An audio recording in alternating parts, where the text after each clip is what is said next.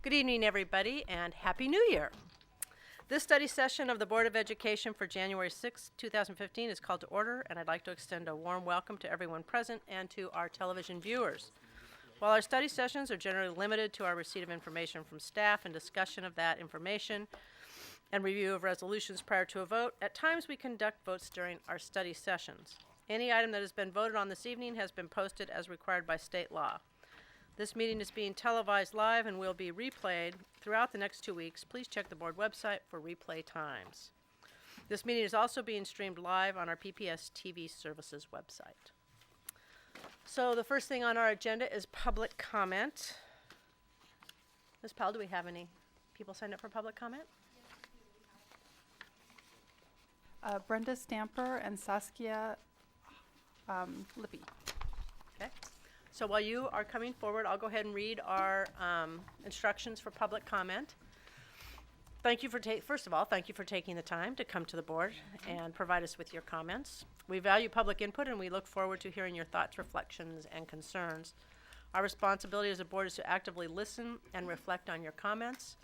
The board will not respond to any comments or questions during public comment, but we've asked Board Manager Roseanne Powell, who today is over here, to follow up with issues raised during public testimony.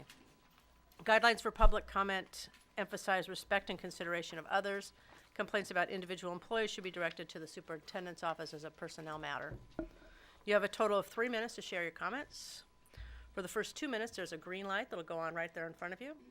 When you have 1 minute left, a yellow light will come on, and when your time is up, a red light will come on and a buzzer will sound, and we ask that you wrap up your comments at that time.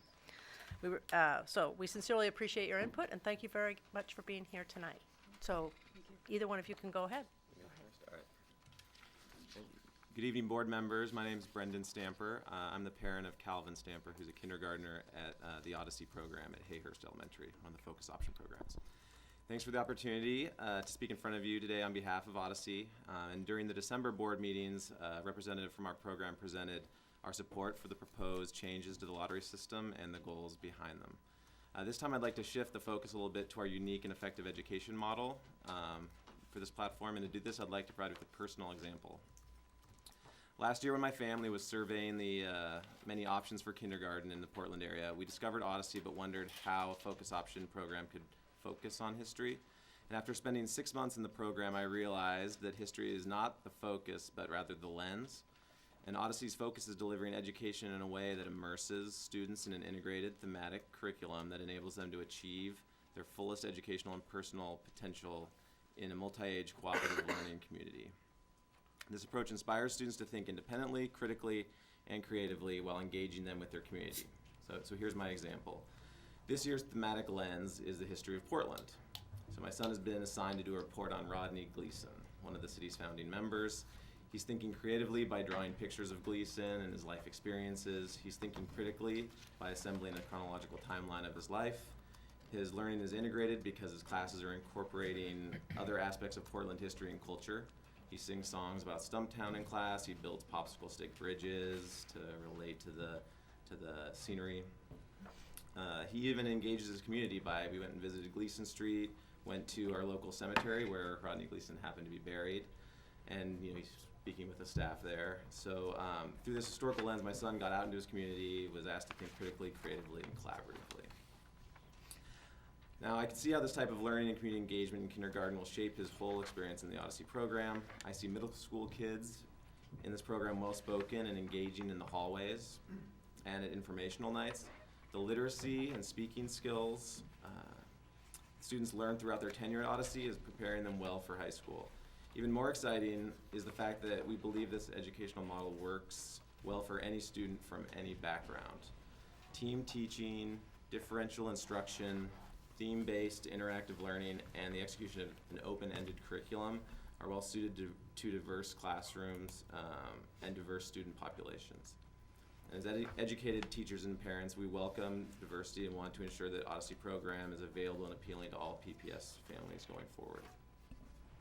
Our understanding is that you're going to be observing and assessing focus option programs more closely in the future, and we're looking forward to this. We encourage you to visit our classrooms, sit down with our teachers, students, and parents to see the integrated and collaborative learning that's taking place. We encourage you to reach out to our alumni and their high school teachers to ask about their abilities and the character of our students.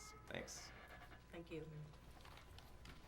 Hello, members of the board and Superintendent Smith. My name is Saskia Hostetler-Lippy, and I'm here tonight as a concerned parent and community member of Ainsworth Elementary School. Specifically, I'm here because I'm concerned about how quickly the SACIT process has moved forward. I applaud your efforts towards equality in our classrooms, and I support them wholeheartedly. But as I've studied what's in front of you to vote on next week, I'm really concerned because I have a lot more questions. Specifically, I've seen almost nothing written about how the recommendations are going to be implemented and in what time frame they're expected to be achieved. Most notably, in my reading of the extensive materials, there's also no mention of transportation or of more support in the classrooms. As a non-native speaker of Spanish, I've been volunteering weekly in my daughter's classroom for the past 4 years, and I'm currently doing so for my son, who just started kindergarten this past September.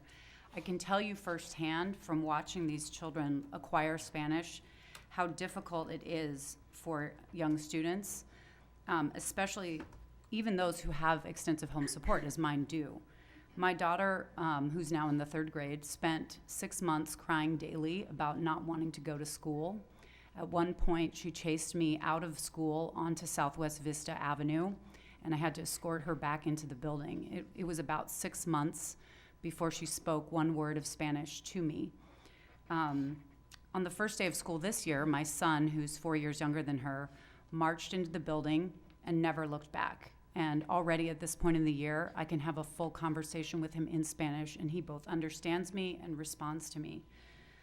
So my take on that is that it's because of sibling preference and because our family has invested a lot in becoming a bilingually, culturally competent family. And I'm a big proponent of keeping families together, not just families who have already committed to the program, but future families. I'm concerned that by making such radical change to focus option schools without clear implementation plans in place, including more support for lower SES students, that as a school district, we're not setting them up to succeed. And these focus option schools do require extra from the families attending, and we'd like to help you do this. And I'd like you tonight to consider slowing the process down.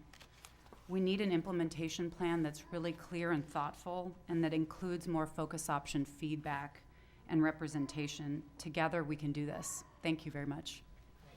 Thank you very much. Is there another one? Natalie Wiles and Paula Moretto.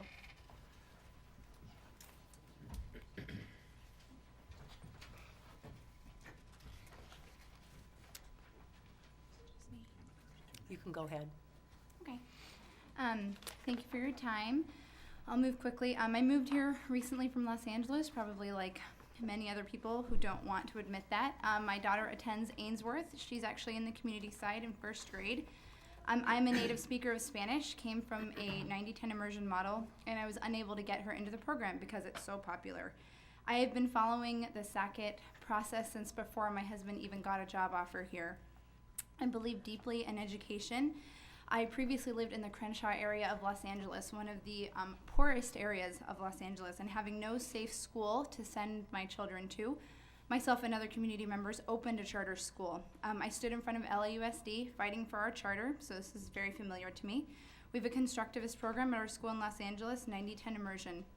Our goal was 50% free and reduced lunch students. This was a very big goal for us, because we wanted to serve the community, not like most other charter schools in LA that like to just be really exclusive.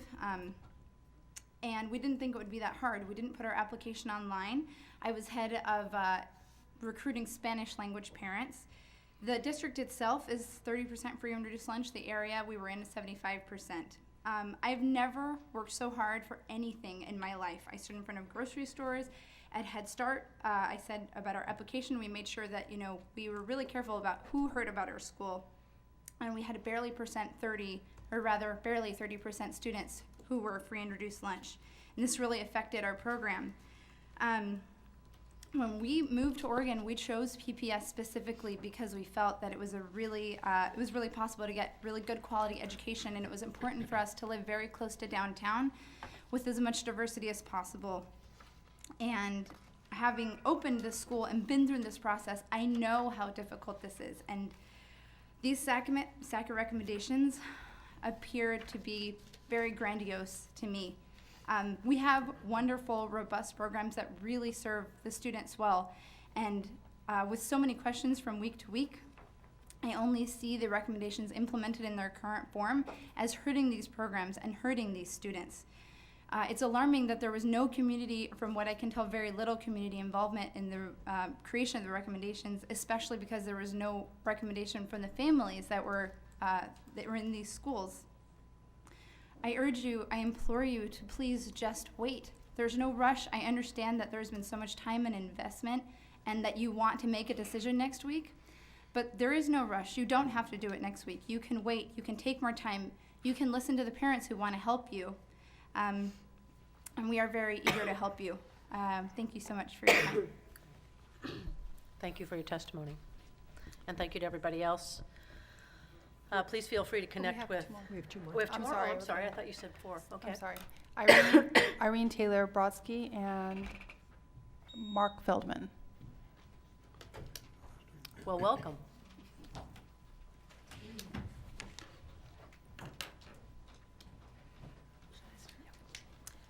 Thanks for the opportunity to speak tonight. My name's Irene Taylor Brodsky, and I've often joked with other parents at Ainsworth Elementary that I'm a lifer. I've been driving my sons to and from Ainsworth for the last 4 years, and I'll keep doing so for the next 8. It's not a lifetime, but it is about 4,220 trips. Like all other families, though, who lotteried into the Ainsworth Spanish Immersion Program from out of the neighborhood, putting my kids on a school bus is not an option. We knew those rules from the get-go, and that's what we signed up for. And we've never looked back. Let me tell you what else we signed up for. Diving headfirst, with our intellects ready, our pencils sharpened, into a language not one of us knew before we started this program. Like my boys, I too have been learning Spanish every year that they have. My oldest son, Jonas, he's been the trailblazer among his siblings and at school too. He's brought to the immersion program another kind of diversity, one no less important than skin color, class, or native language. Jonas is deaf, and thanks to years of hard work and auditory training and the support of the staff at the school, he's the most adept Spanish speaker in our family. He loves school, and school loves him back. We've gone all the way with Jonas, knowing the foundation and the language skills we were building would carry on and pay off with our 2 younger kids. And all those car trips, when you're all in, you just go and you don't look back. Our school is full of families who are committed just like mine. Without a doubt, our school culture has benefited from the historic priority you have placed on sibling preference. I'm here tonight to praise you, Superintendent Smith, for amending your previous position and making sibling co-enrollment again a top priority. I also thank the board, several of whom wrote me personal notes of response, who recognized the fear and anxiety so many of us have been experiencing over this. I urge you not to water down your amendment with any grandfather clauses or backdoor loopholes after the lottery has closed. Sibling enrollment preference should be maintained for current and all future families.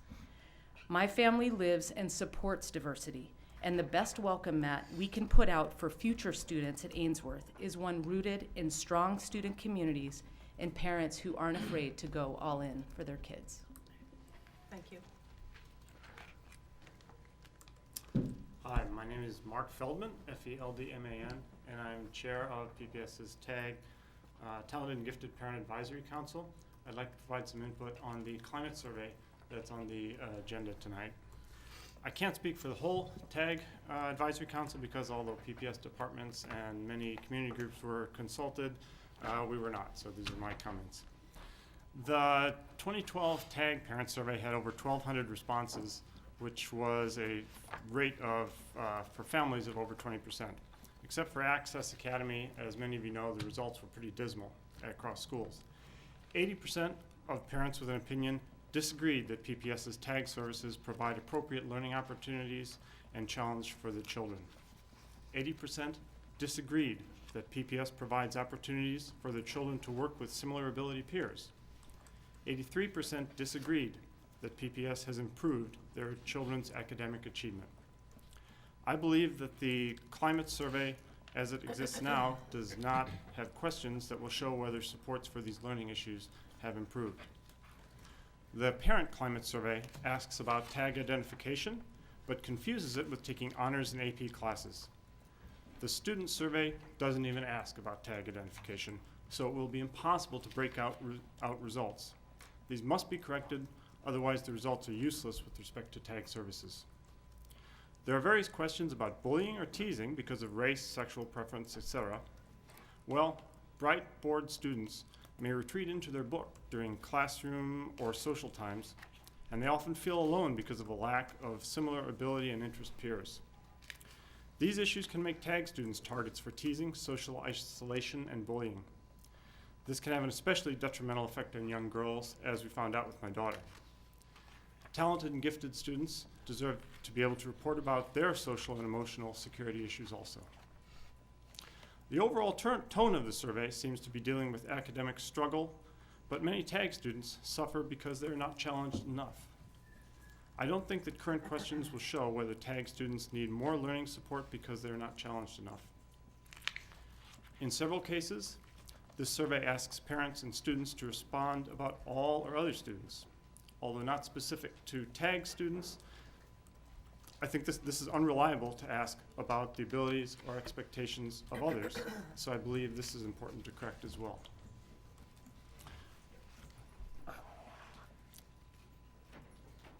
This survey will be used for years into the future, so I respectfully request that you ask the authors of this survey to get and use input from the TAG Advisory Council so that they can correct these issues before conducting the survey. Thank you. Thank you both. That's it? Great. Thank you to everyone who took the time to come and testify. We really appreciate your comments. Again, if you have any questions or additional information, feel free to speak with Roseanne. The next thing on our agenda is an update on special education. Superintendent Smith, would you like to go ahead and introduce this item? I would I'd like to introduce Mary Pearson, who's our Senior Director in charge of special education for the district. And Mary, along with her team, will be presenting to us their vision and strategic plan for the next 6 years. So we're really excited to hear this. Mary. Good evening, board members, student representative, and Superintendent Smith. Thank you very much for inviting us tonight to share our department's vision with you.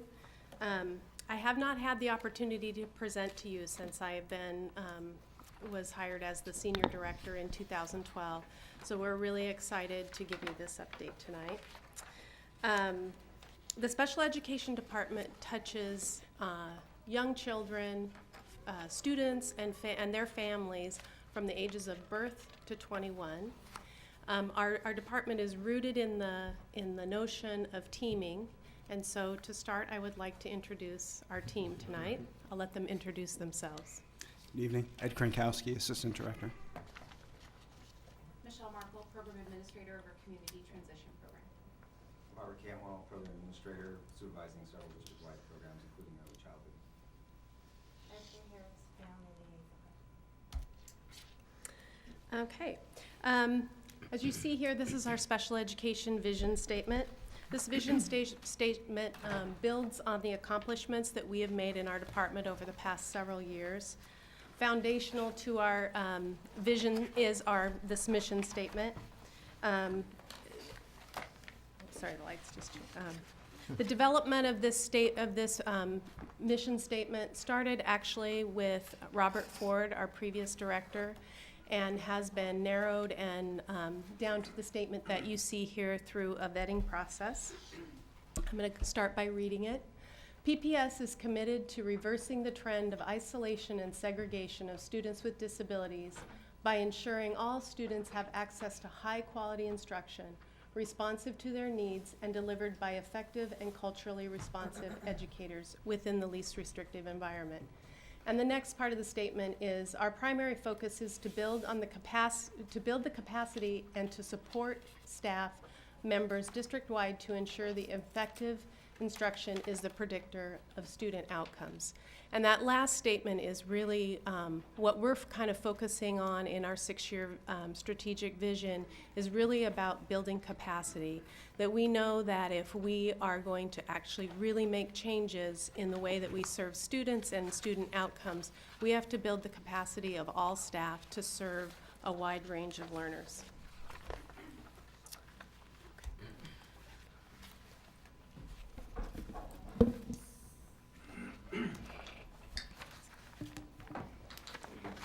Recently, I nearly collided. Wait, that's not on. I think you have to. Can you hear me? She wants to stand. Recently, I nearly collided with a black VW Jetta that stopped abruptly at a yellow light. I noticed the baby on board signage in the back window. At first, it irked me. Why does this parent have this sign up? As though their precious treasure trumps mine. Then it became apparent. This person has something to protect. Some little being he or she holds dear. It, like many things, got me to thinking about special education, inclusive education, and our PPS families.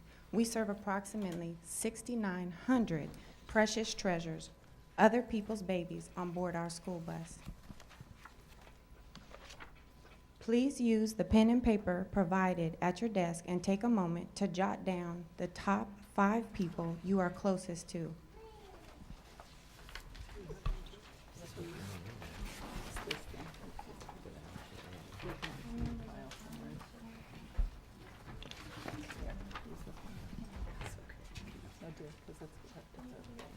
Do you all have ways to show?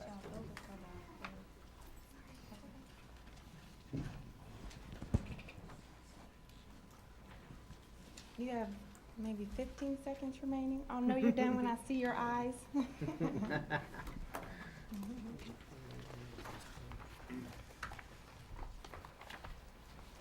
We serve families with innumerable things going on. This exercise does not dare to pretend to capture the myriad of experiences our families live. Please take a deep breath. Glance down at your list. Now, look closely at number 1. Who you wrote down for number 1. Imagine you can only have 1 hour of supervised visits per week with who you wrote down for number 1. Look at number 2. Number 2 loves to jiggle, dance, hum, and wiggle. Number 2 invades other people's space. Harmless, in fact, perhaps number 2 is extraordinary, but not embraced in the school setting. Number 3, imagine the person you wrote here was moved to a more restrictive environment and then expelled from school.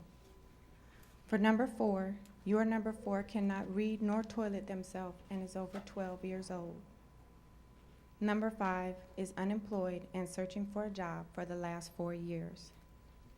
Last, I ask you to please close your eyes for a moment. Picture the people in your life that you cherish, the ones you wrote down on your 1 through 5 list. Really envision these people. Your love may not change for those on your list, but how you juggle your life just might. Thank you for closing your eyes. You can open them. This activity reflects the experience of some of our families. Okay, thank you, Esther. So who are we? A few things that are unique about the special education department is that we not only provide direct support to school staff, principals, and to families, but we also directly supervise staff that are out in buildings. Most of our around 900 staff are supervised by their building administrators in which they are assigned.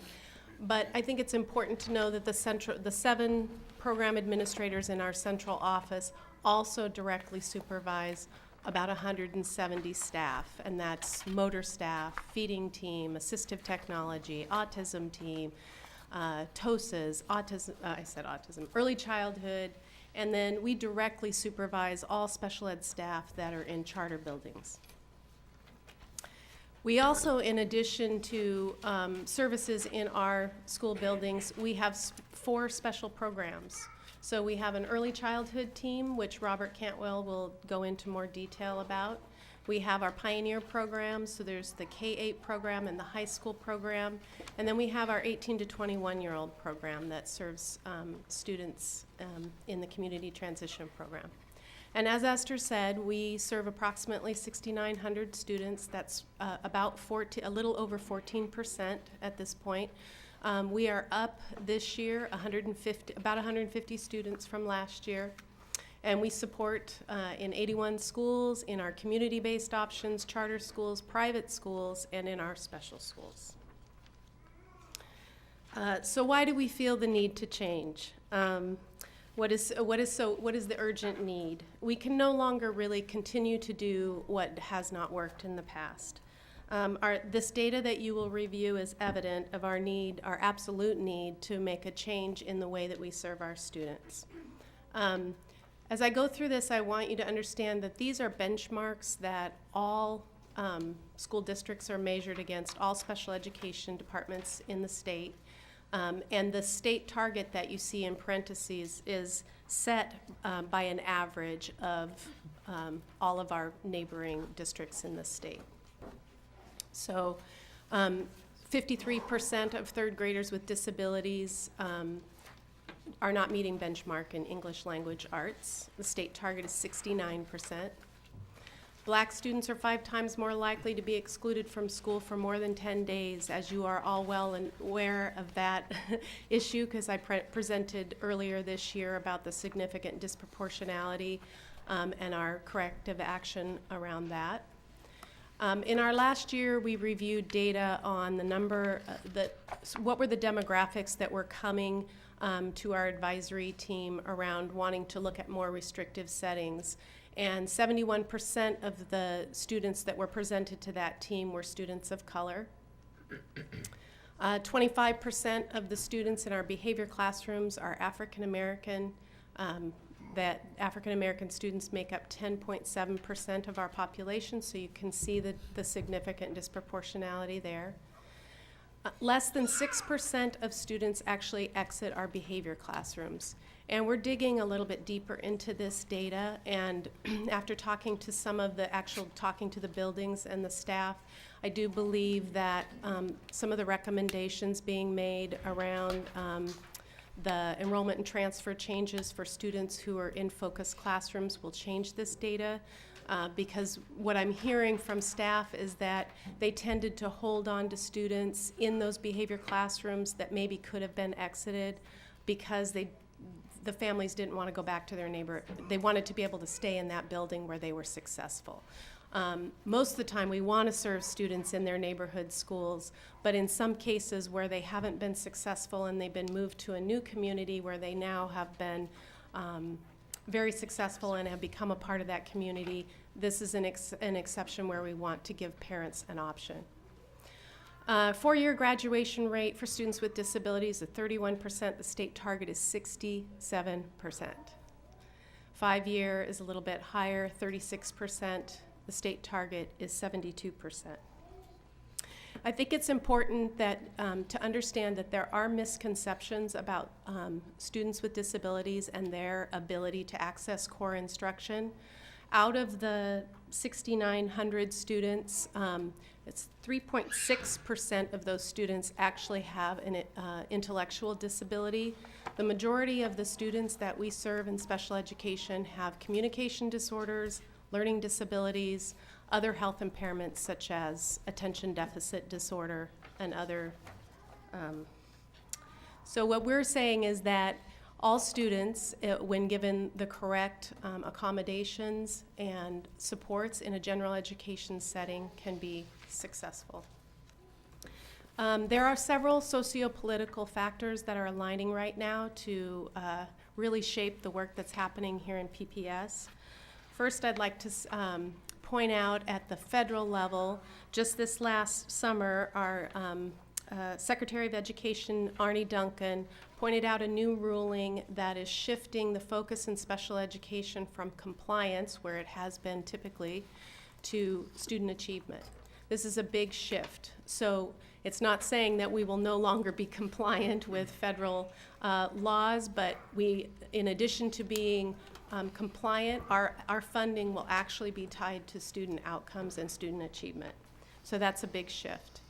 At the state level, I'm going to show you a video of Ron Saxon from a fall COSA conference where he's talking about the future of education in Oregon.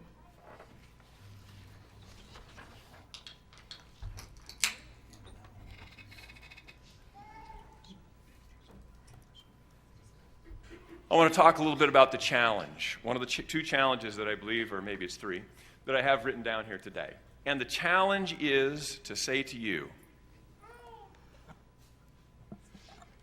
that we all need to understand that there is not a special education system and a regular education system. This is an education system, and it is a system for all kids.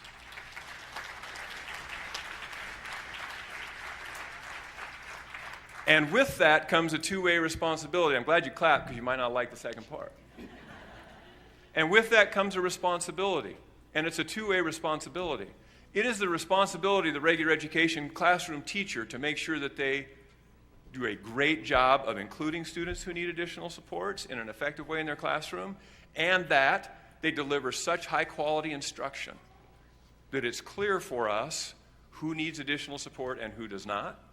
And it is incumbent upon you, this is one of the challenges, to ensure that the instruction that takes place in that classroom is of high quality.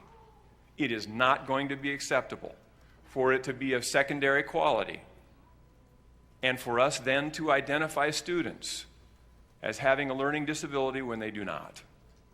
And it requires an insistence on all of our parts about excellence in the least restrictive environment. Second challenge, and I'm just about done. I said it was a tasky speech, right? Second challenge. I want to challenge you today that every child that shows up at school, that the very first placement that they get, is enrollment in a regular classroom. That will not be a challenge for some of you. That will be a huge challenge for others, and I just want to say it very clearly. Enrollment in a regular classroom.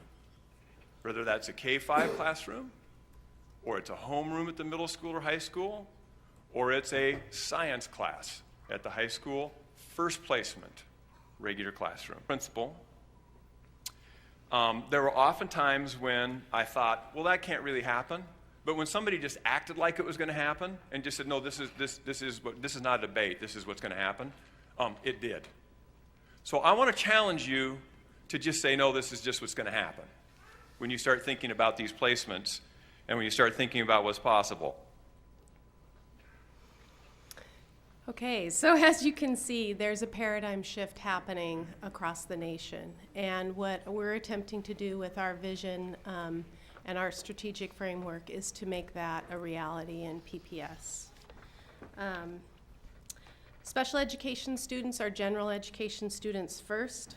All students, including those eligible for special education, are counted towards all of our accountability measures, such as graduation rates, achievement, just the data that you had seen earlier.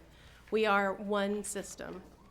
In this presentation, we will walk you through our vision and how, and as it aligns to the fundamentals of the Successful Schools framework. We are calling this 6-year strategic plan Reach 2020.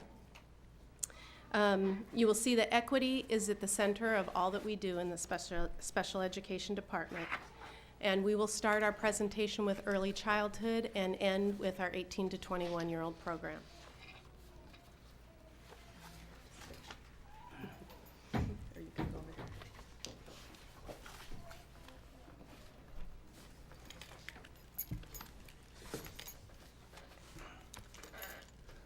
Good evening, Superintendent Smith, school board members. It's a pleasure to be here tonight. I think the Portland Trailblazers must have listened to Rob Saxton's speech because every game they seem to somehow find a way to win, and they must plan that before they get on the court, but Just say it's gonna happen. my goodness. And we're doing the same thing in the special education department as well. We're trying to find ways to win and be successful with every child and every family that comes through our doors.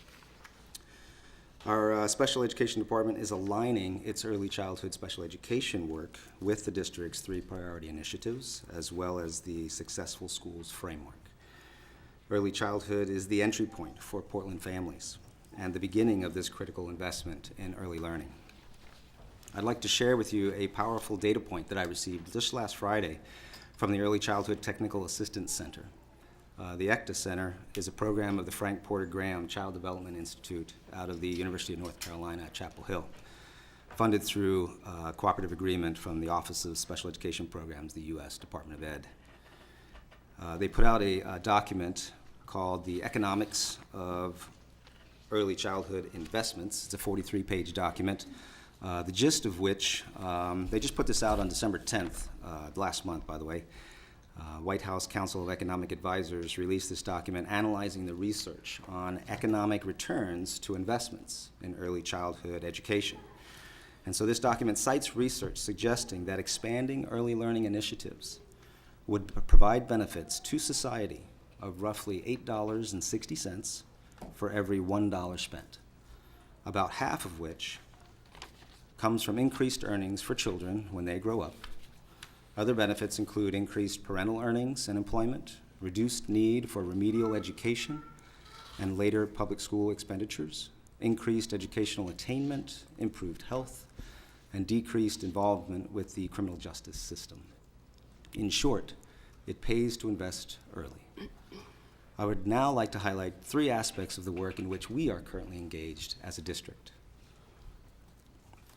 Our district completes developmental assessments for all children from birth to age 5 who have or are suspected of having a developmental disability requiring specially designed instruction. Our team of 12 early childhood evaluators completes approximately 1,200 evaluations per year at our evaluation center at the Holiday Annex, also at remote sites, as well as in families' homes. Our focus is on the family unit. We are instituting now a culturally and linguistically diverse approach to our assessments this year after attending trainings by Dr. Julia Esparza Brown of Portland State University and collaborating with our ESL department staff. Secondly, we also have an early childhood transition team.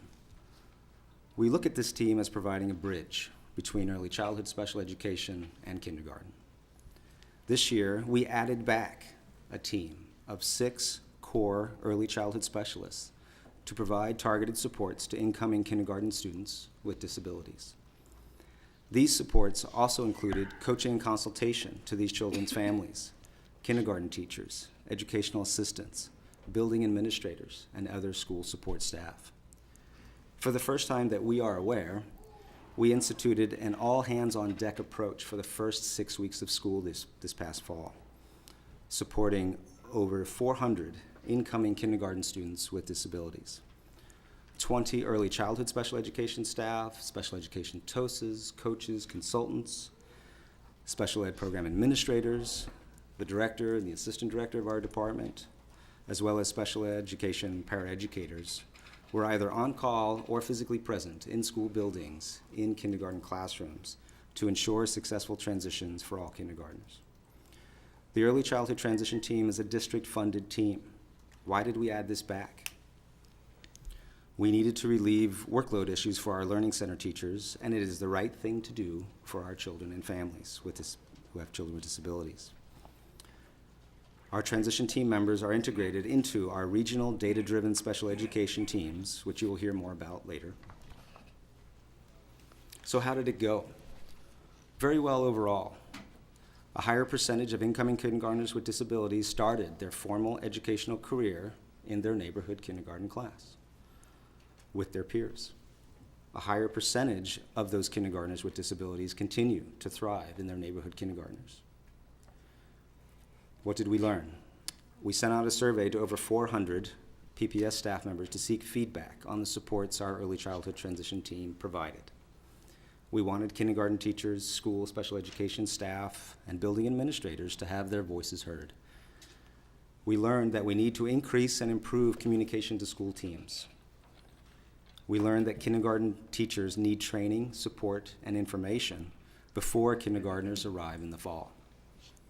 We learned that children with disabilities will succeed if given the supports they need at the outset. We also learned that we still have a lot of work to do. What will we change for next year? Among other things, we will start communicating with school teams early this spring. We have drafted a proposal for a summer institute for targeted school staff. The Early Childhood Transition Team is now completing a series of ODE trainings this year on effective coaching and consultation services. We will have a more structured plan for coordinating with our regional special ed teams to provide targeted and tiered support to our next group of 400+ kindergartners with disabilities. Finally, we will seek feedback from parents and caregivers regarding how successful they felt the transition was. Our Early Childhood Transition Team is now focused on getting to know next year's group of incoming kindergartners, and they are a lively bunch. Our staff are observing them in their current learning environments, meeting with their families, completing school-age evaluations, and scheduling spring transition meetings.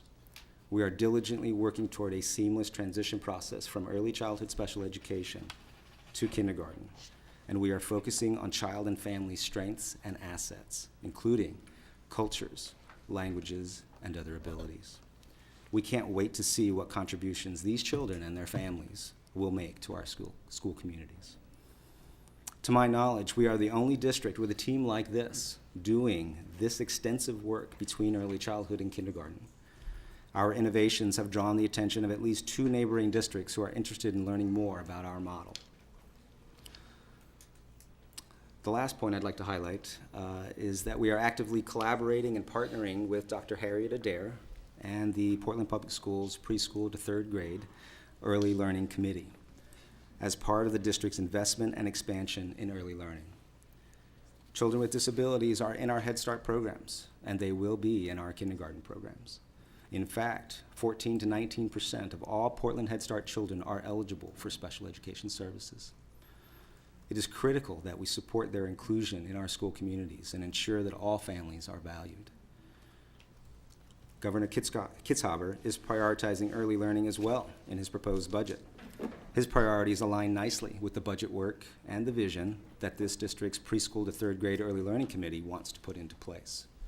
Your support is deeply appreciated. I am the board vice president of the Oregon chapter of the Division for Early Childhood, and I am also a regular attendee of state and county level early learning committees and councils. There's a lot going on in Oregon right now, as you know. From my perspective, Portland Public Schools is emerging as a leader in effective, data-driven, outcomes-based early childhood programs. As I stated earlier, research shows that if we invest intelligently during the early years of a child's development, the more successful our children and their families will be academically, economically, physically, and socially. I am proud to say that Portland Public Schools is headed in the right direction, and it is an honor to serve this community. Thank you for your time.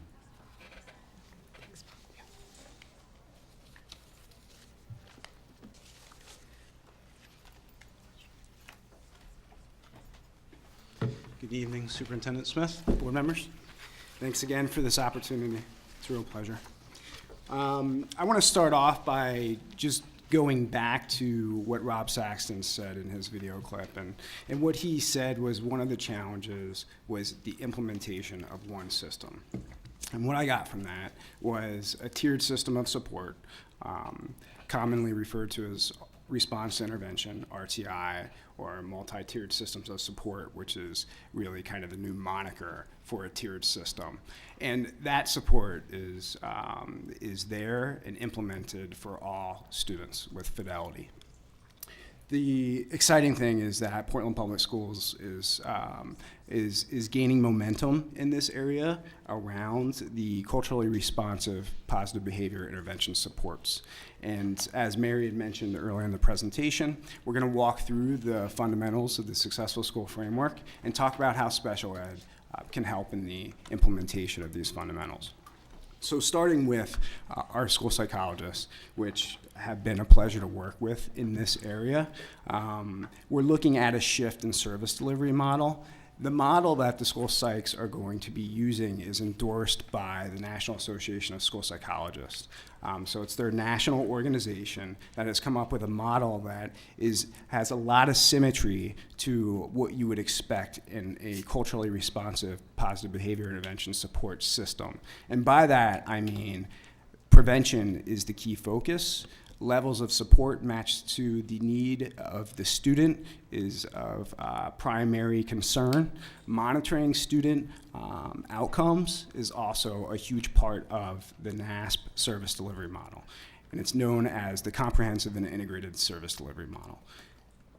The nice thing about this piece is that school psychs are changing from just looking at individual student data for eligibility purposes and moving towards also understanding data from a systematic level.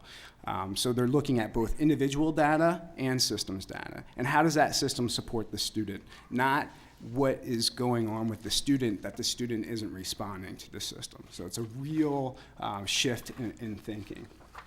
The one thing I wanted to highlight was that on that last slide was that the national publication for the National Association of School Psychologists has acknowledged the great work that Portland Public Schools is doing in this area, specifically our school psychs, for looking at how to operationalize this model. How do you take a model that's in broad terms and make sure that it's adaptable to the local context? Not every building in Portland Public School is the same. Not every building is, they're striving to implement with fidelity, but not every building is there. So how do we support our school psychologists in helping buildings implement with fidelity? Now, this slide is really a depiction of some of the challenges in shifting this model. And I have the two models that are up there. These are the models right now nationally that school psychs are using, some more of a hybrid. The first model is the medical model. This is the traditional model that is more deficit-based. Student shows signs that he or she is having a challenge. Team recognizes that. Team refers to special ed. Students assessed by a team of special educators. School psych is typically involved in that. That is analyzed to see if student X needs more support. So where is the support prior to that process? Now, as you see here, policy is mentioned because there's a collision of policy. And this is kind of pre-RTI, post-RTI. Pre-RTI, most were operating in a medical model. Now RTI says prevention, prevention, prevention, but yet there are still compliance demands that are out there for our school psychologists. And this is a real challenge. And so the question is, how do we invest in them to support the movement toward primarily a model of prevention? Oh, thank you. And so these are some of the things that we've done. Facilitated administration, so removing those barriers that get in the way of implementation.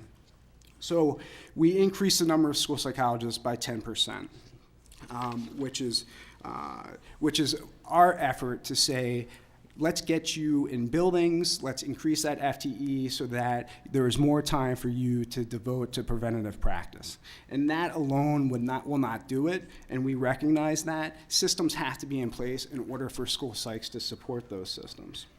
Another piece that we looked at, and we open our communication lines with them around, what are some of the inefficiencies that we might be able to control? What are the conditions we can control to help support you? You can see that big number right there, $200,000 invested since last spring into test kits as well as scoring protocols, computer scoring software. This is huge because a lot of our school psychs were driving from building to share test kits, or monthly at their professional learning community or discipline meeting. They would share kits then, but often you need the kit right away, so you drive, you spend time in the car. We want our school psychs to spend time in their buildings supporting staff as well as supporting students. And the scoring software piece too, we wanted to make sure that they had access to the software. They were driving for some of their scoring needs to the central office to score their assessments. And so the ones that they do with more frequency, we made sure that they now have those on their personal devices. The other piece that, and this is I think one of the most important, and this is the school psych work session, so that this effort is not concocted in some dark room in the district office. This is really about how we do things top down, bottom up. How do we get their input in what they do on the ground level, and how do we remove those barriers? So we had a work session with them that really took things from the Arnie Duncan statement around achievement all the way to what's going on in your building. And then we came back up to say, what's our mission statement look like for Portland Public Schools? And then lastly, this is an event that's coming up soon, actually next week. We'll be away for the Duck game, unfortunately. But Mary, Susie Harris, our legal counsel, and myself are going back to DC, or going to DC to meet with the Council of Great City Schools special ed administrators, as well as the Office of Special Programs, U.S. Department of Ed, to really discuss. And our focus is going to be, how do we have policy that is informed, or practice that informs policy, and then, of course, policy-enabled practice, to get rid of some of these maybe antiquated or obsolete compliance demands that aren't necessarily leading to student achievement. And so we're really excited about that trip, and being able to collaborate with our colleagues across the country in the biggest school districts in the nation. And so I think, lastly, we have a testimonial from a school psychologist, Annette Kleppel, who's here. Yes. And she wants to share how her experience has been thus far, her first year at PPS.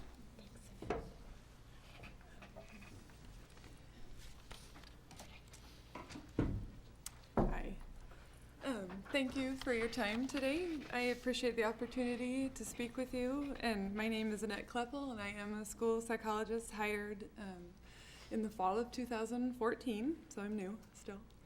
I believe I was hired based on my previous work experience, working deeply within the comprehensive and integrated services model that the National Association of School Psychs endorses. I have seen the amount of effort and work it takes to develop a well-coordinated, comprehensive, and culturally competent service models in school settings. It takes all players involved, from the district level administrators to the building administrators to the teachers, specialists, and support personnel. Without complete buy-in, efforts to fully include and support all children will fail. Previously, I worked as a dual-role school psychologist counselor. I was assigned one building to manage both the counseling piece and the school psychologist job. And in that model, I worked closely with my principal and team to develop Tier 1 research-based supports to target social-emotional growth in all students. We kept monthly data looking at both emotional and behavioral skills, as well as trained teachers to use data in teams to guide their daily teaching targets. The district provided us with both an RTI coordinator and a PBIS coach. Both positions were dedicated to the building at a 0.5 FTE. We developed a school-wide schedule building in dedicated academic intervention time. And at the end of a 4-year period, my special education caseload dropped significantly. My initial evaluations were at 7 per year. Students were no longer being referred for academic or emotional evaluations because needs were being addressed in the classroom and/or with building-wide level 2 and 3 interventions. And as a counselor, I was able to deliver weekly guidance lessons to the entire school. I knew every student by name, making meetings with parents and teachers more meaningful. We also focused on effective mental health services at the school setting. The district opened a community center at the school and employed a full-time coordinator and a part-time mental health specialist to break down barriers to their learning. We had weekly meetings discussing ways to support our students by assisting their families. We partnered with the local ESD to provide early intervention services and preschool experiences. We met monthly with the juvenile justice system to focus on special challenges to our population. We also used our behavioral and emotional data to create Tier 2 mental health groups and services, utilizing myself and the therapists. The coordinator was able to make business partnerships, providing lunch buddies for students, as well as financial support and donations. The community and school personnel were working with the same families, so it was important to bridge communication and build shared plans together, rather than continue the fragmented approach.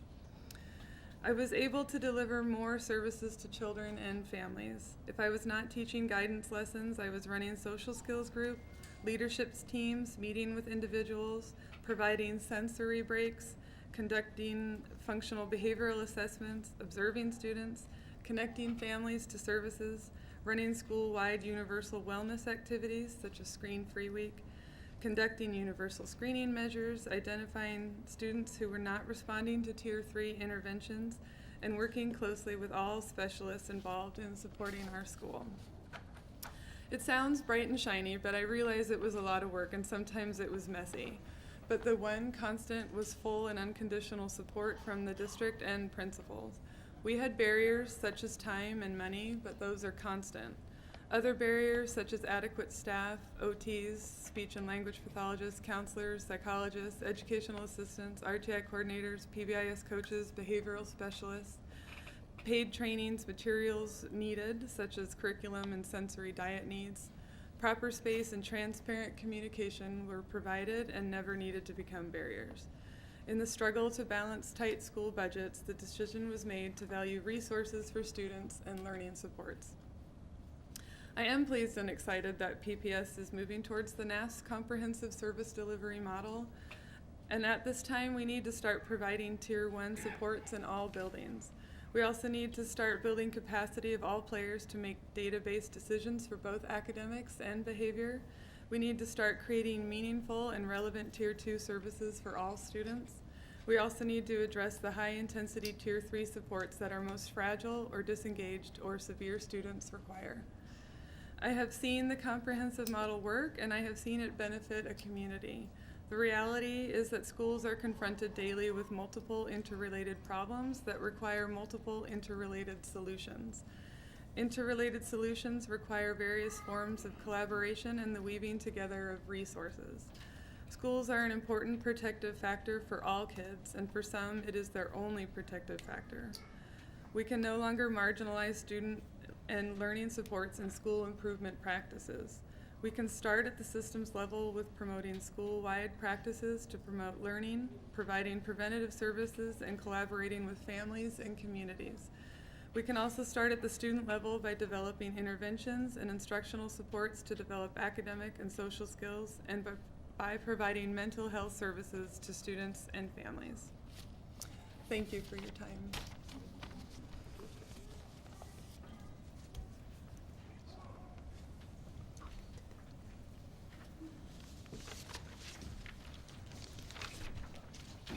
Me again. So the last aspect that we wanted to highlight is what we're doing with school culture as it relates to our students who have the most complex and challenging behavioral needs in the district. And let me begin just by setting the context in talking about federal law. So federal law requires that we provide instruction to our students in the least restrictive environment with a placement continuum of services. And so that's the key piece, because often students who have the most challenging needs, when we think about our students who are at Pioneer and their special schools, they're with students who predominantly are eligible for special ed. We do have some students who are there for eval stabilization, so that's just a more appropriate placement for them to get an evaluation before going to special ed, and we also serve some students who've been expelled there as well. But when we think about the continuum of services, it starts with the general ed classroom, and we have push and support, And then, of course, we can go to pull-out support for that student in their neighborhood school. And so they're predominantly with their gen ed peers who are not disabled. And then we go to a special class, which may or may not be in their neighborhood school. Chances are probably not. And then we go to the special school. And we've talked about the Pioneer program earlier, but serves K-12. And we have our site on Division, the Holiday Annex, and we also have right now Tubman is where we're housing our 9 through 12 program. I want to be clear that we are meeting compliance with our special schools program, but in our minds, we're a district that seeks continuous improvement. So what can we do to accelerate achievement for our students? And so the big piece here is how do we come up with a design that brings support to our schools and helps our schools support our students prior to having them placed in a special school program. And I want to highlight an example of this that happened this year. We had our Pioneer staff work with a student who was in early childhood, had some challenges behaviorally, and the team initially was going to place this student at in our special schools program. And what we did was we came up with a plan to support this student in this dual immersion program, and lo and behold, the student is still at that school without that Pioneer support. So it's a real example of what can be done when resources are allocated appropriately. And so that is all I have. Thank you again. Great, thank you, Ed. So in the area of quality instruction, we are aligning our supports to support students in a general education setting. So we know that for students not to receive a disjointed education, so being pulled out for special education services, oftentimes in the past those services haven't been aligned to what is actually happening in the core instruction. And so you take a special education student and maybe a English language learner who is also special ed identified, and now they're being pulled from, they're getting core instruction, they're being pulled over here, they're getting something completely different, then pulled over here and getting something even completely different from that. So what we've chosen two high-level strategies that we're focusing on that will help us align special ed services to core instruction so that we can get synergy in the way we're supporting students. The first is we're in the second year of training for our IEPs being aligned to the Common Core. And so we're expecting 100% compliance by Reach 2020, that all IEPs will be aligned to Common Core so that we can get that synergy with other inclusive practices, that the IEP goals and objectives that students are working on are the same, are building on what's happening in core instruction in general education. The second is just moving towards more inclusive practices. Co-teaching is one strategy that we have, that we are focusing on currently. National research shows that when co-teaching is done effectively, it's highly effective not only for students who receive special education services, but also for general education services. And a lot of philosophy around that, but essentially you have more than one professional that are working to support a group of students. You tend to get a lot more creative interventions and different perspectives coming together to support a wide range of learners. So we're focusing on our learning specialists and our speech language pathologists. Speech and language pathologists are highly underutilized, I feel like. They are experts on language development and literacy, and so we're wanting them to actually be co-teaching with general education, especially at the K2 level, when they're working with students that have language goals. We want those aligned to the Common Core literacy, and they line up perfectly. So we're focusing on two ends of the spectrum, the K2 grades, because we want to make sure that kids get a strong foundation at the K2 levels, and then of course at high school, because we know that if students are not getting core instruction at high school, they don't earn a standard diploma. This is a picture from a training that we had in early October where we trained all of the TOSAs and administrators in the Office of Teaching and Learning, and they are engaged in a co-teaching training here, and I think this picture really illustrates the potential, because co-teaching brings with it a lot of creative strategies, the use of technology and differentiation, and as you can see, they're very engaged, and so we hope to see this in general education classrooms. Next, I would like to introduce Katie Lee. She's a speech-language pathologist at Irvington, and she has been, I think this is her second year of doing co-teaching as a speech-language pathologist. So our school's been a part of the SWIFT grant, and I've also been on our leadership team for the last couple of years. And so I've been really inspired to take a look at my practice to figure out how I can use my skill set to reach the most kids. And co-teaching is one way that I've tried to do that. A couple of things that I've been trying out over the last couple of years. Excuse me, I can't hear you. Can you close the mic? I'm soft-spoken. So a few things that I've been doing for co-teaching the last couple of years. I've been doing some whole class social. Okay, sorry, it's my voice. Yeah, it's No, working. it's I just think my she voice just is has a very soft-spoken. soft voice. Yeah, sorry. So I've been teaching whole class social skills lessons to help build a community around a common language. I'm doing that right now in 1st, 2nd, and 4th grades. I'm doing whole class language lessons during writing workshop in a 2nd grade classroom, and small station teaching in a 3rd grade class during literacy.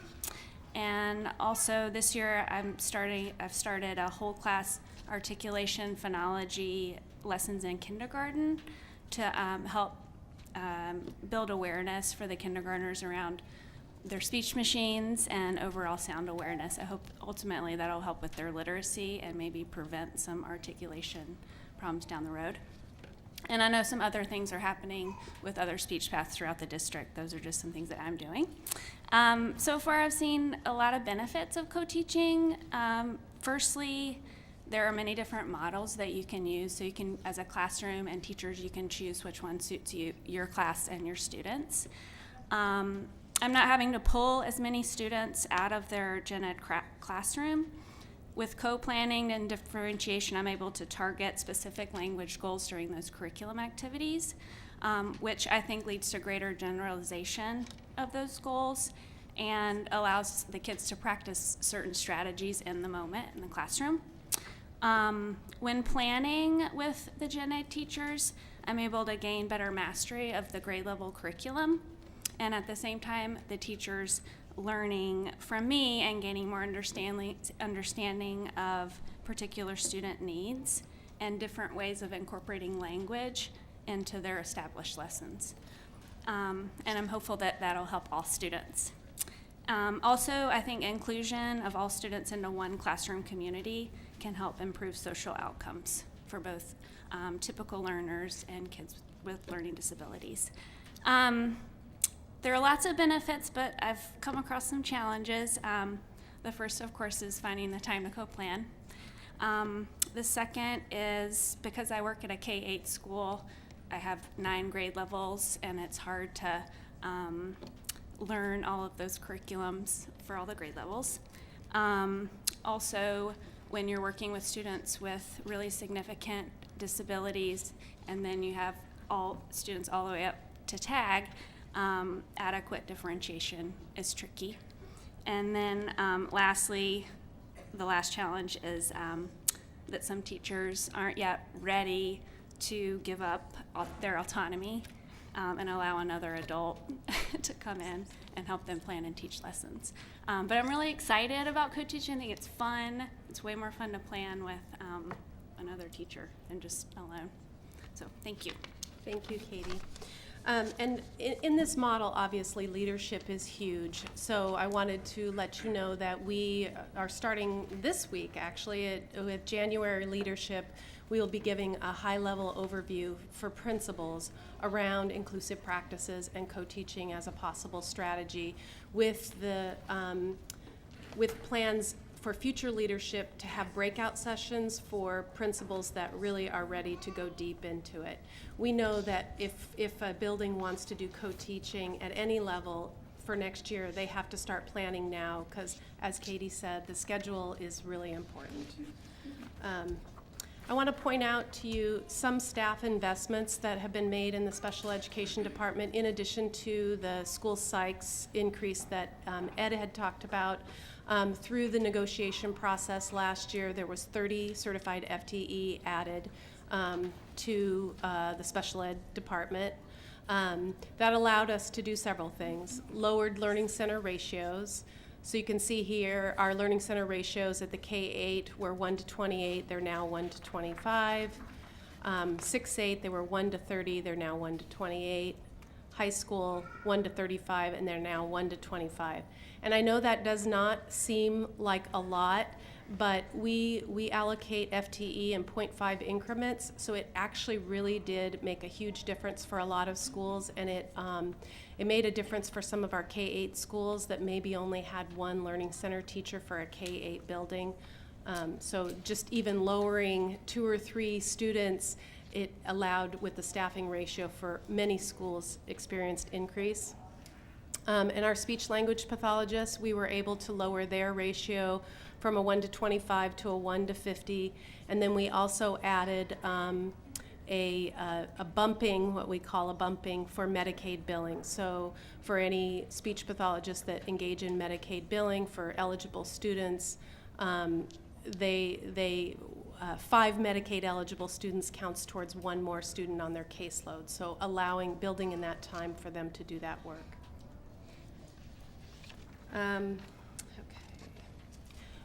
We know that without the perspective and support of our families and community partners, we are not able to fully honor the diversity of the student population that is in our classrooms today. We are targeting 3 strategies around family and community engagement that we will go into more depth in. One is how we train staff, literally how we train our staff around the IEP process. And we know that the IEP process has a family component in it. However, we want to make that a very strong and meaningful family component. So we are actually partnering with one of our parent organizations, Or First, who will be jointly training our staff along with our Esther Harris, our family and community liaison. And so we're really shifting our trainings towards a more student strength, family-focused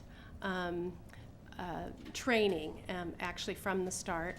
The second is that we are working on concrete partnerships with communities around to increase our career and technical opportunities for high school students. And for our community transition students. So Michelle Markle is going to talk more about some of the totally exciting things that we're starting that is in line with the 40-40-20.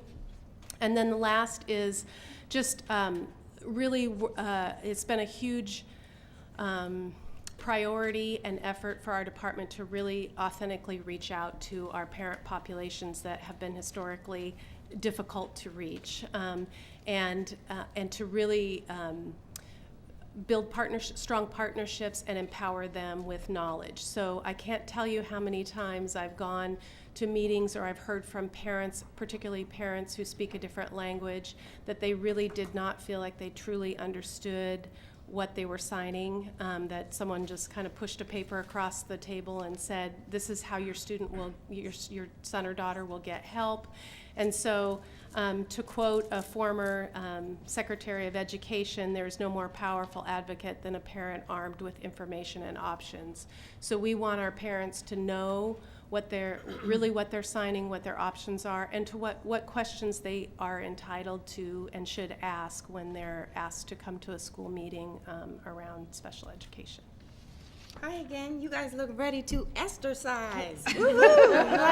Like that first one, right? So if you will go with me to a foreign country now, please take a moment to share and to picture in your mind a time when you traveled to a foreign country. Imagine that you are in a place where your dominant language is not spoken. Now recall a moment when you could not communicate to get your needs met. Were you frustrated, frightened, amused, in need of a restroom? Were you lost, celebratory of your linguistic challenge?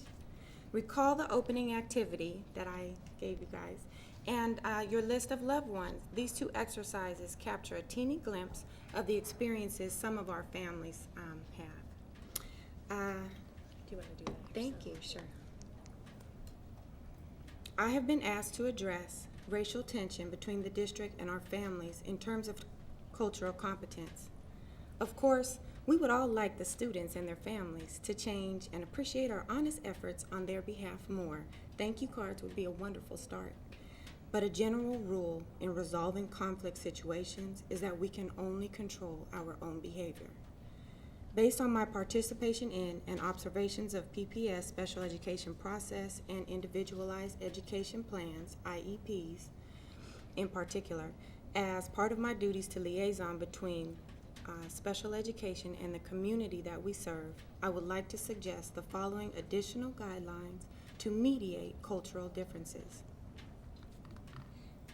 We must believe that special education students are capable of being more productive rather than being merely difficult, challenging, shut down, resistant to staff. If we don't believe it, students and parents will not believe our good intentions and will reflect the negativity back at staff.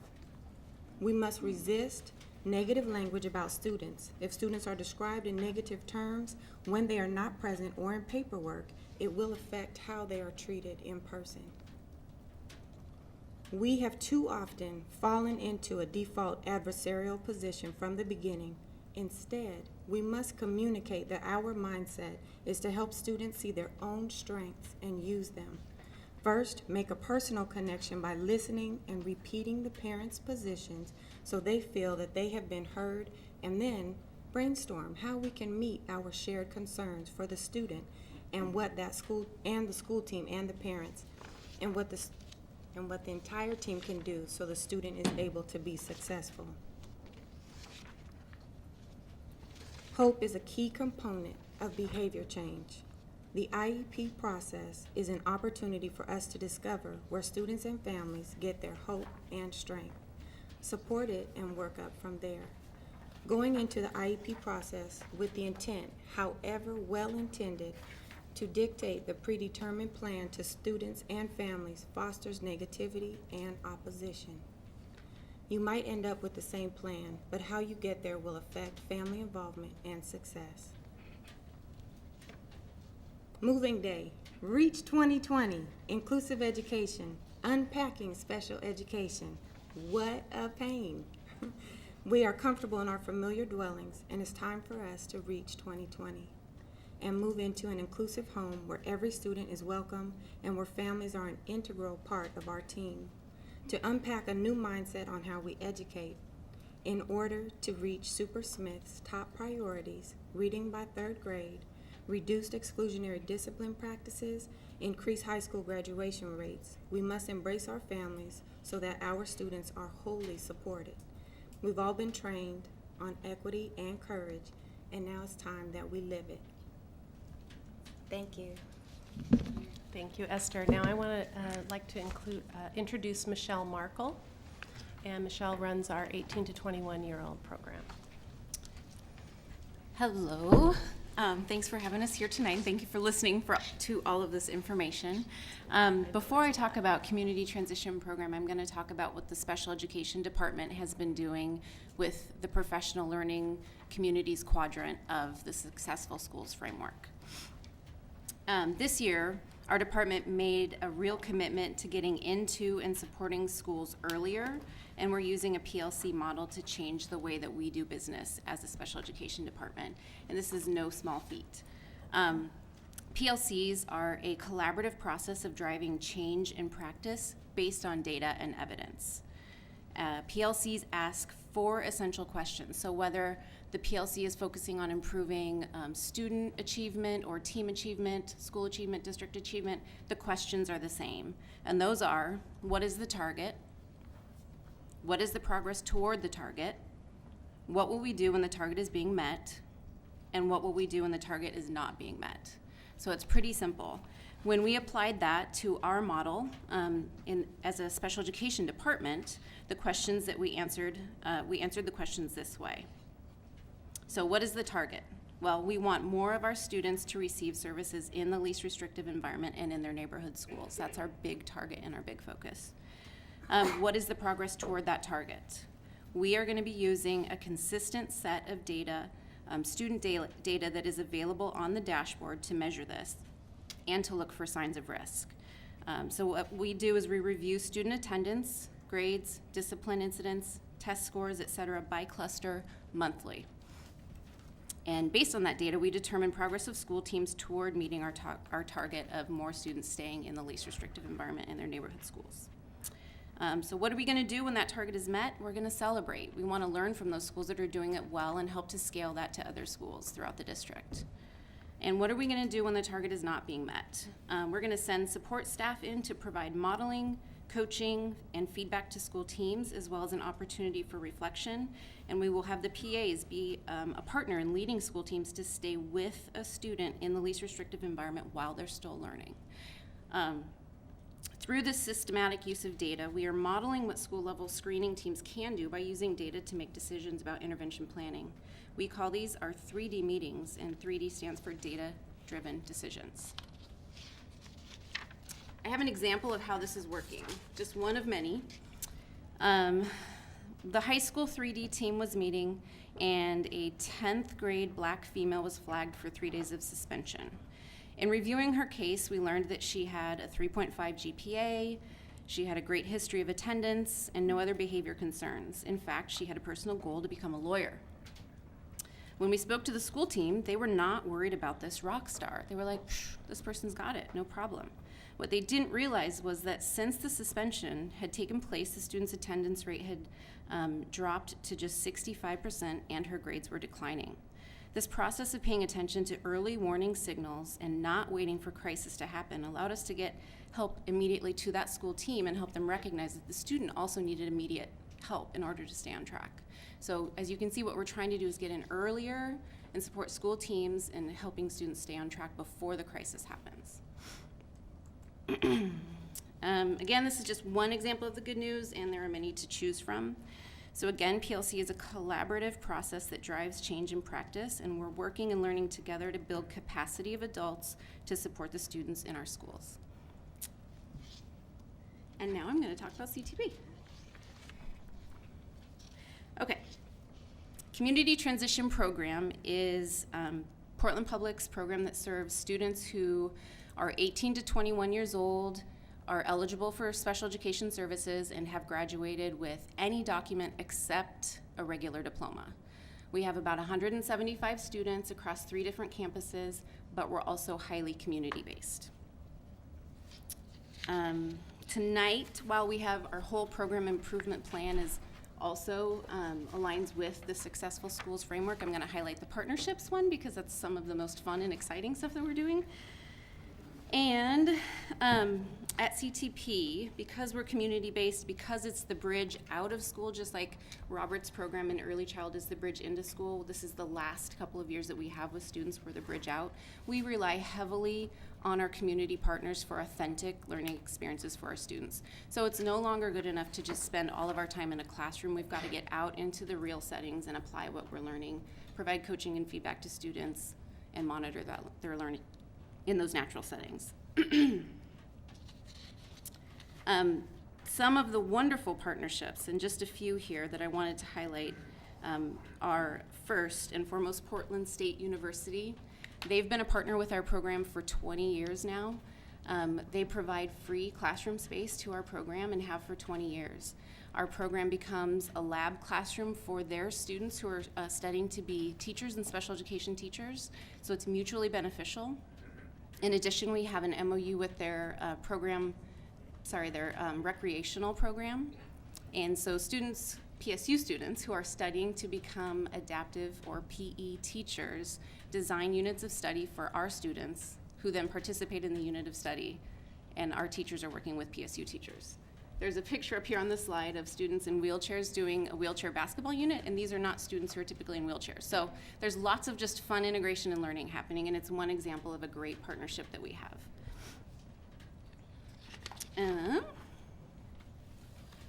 Second, New Seasons. We love New Seasons, and they're a fantastic partner. Not only have they hired several of our students, this year they are providing a 6-week cooking curriculum to our program at no cost to our program or to our students.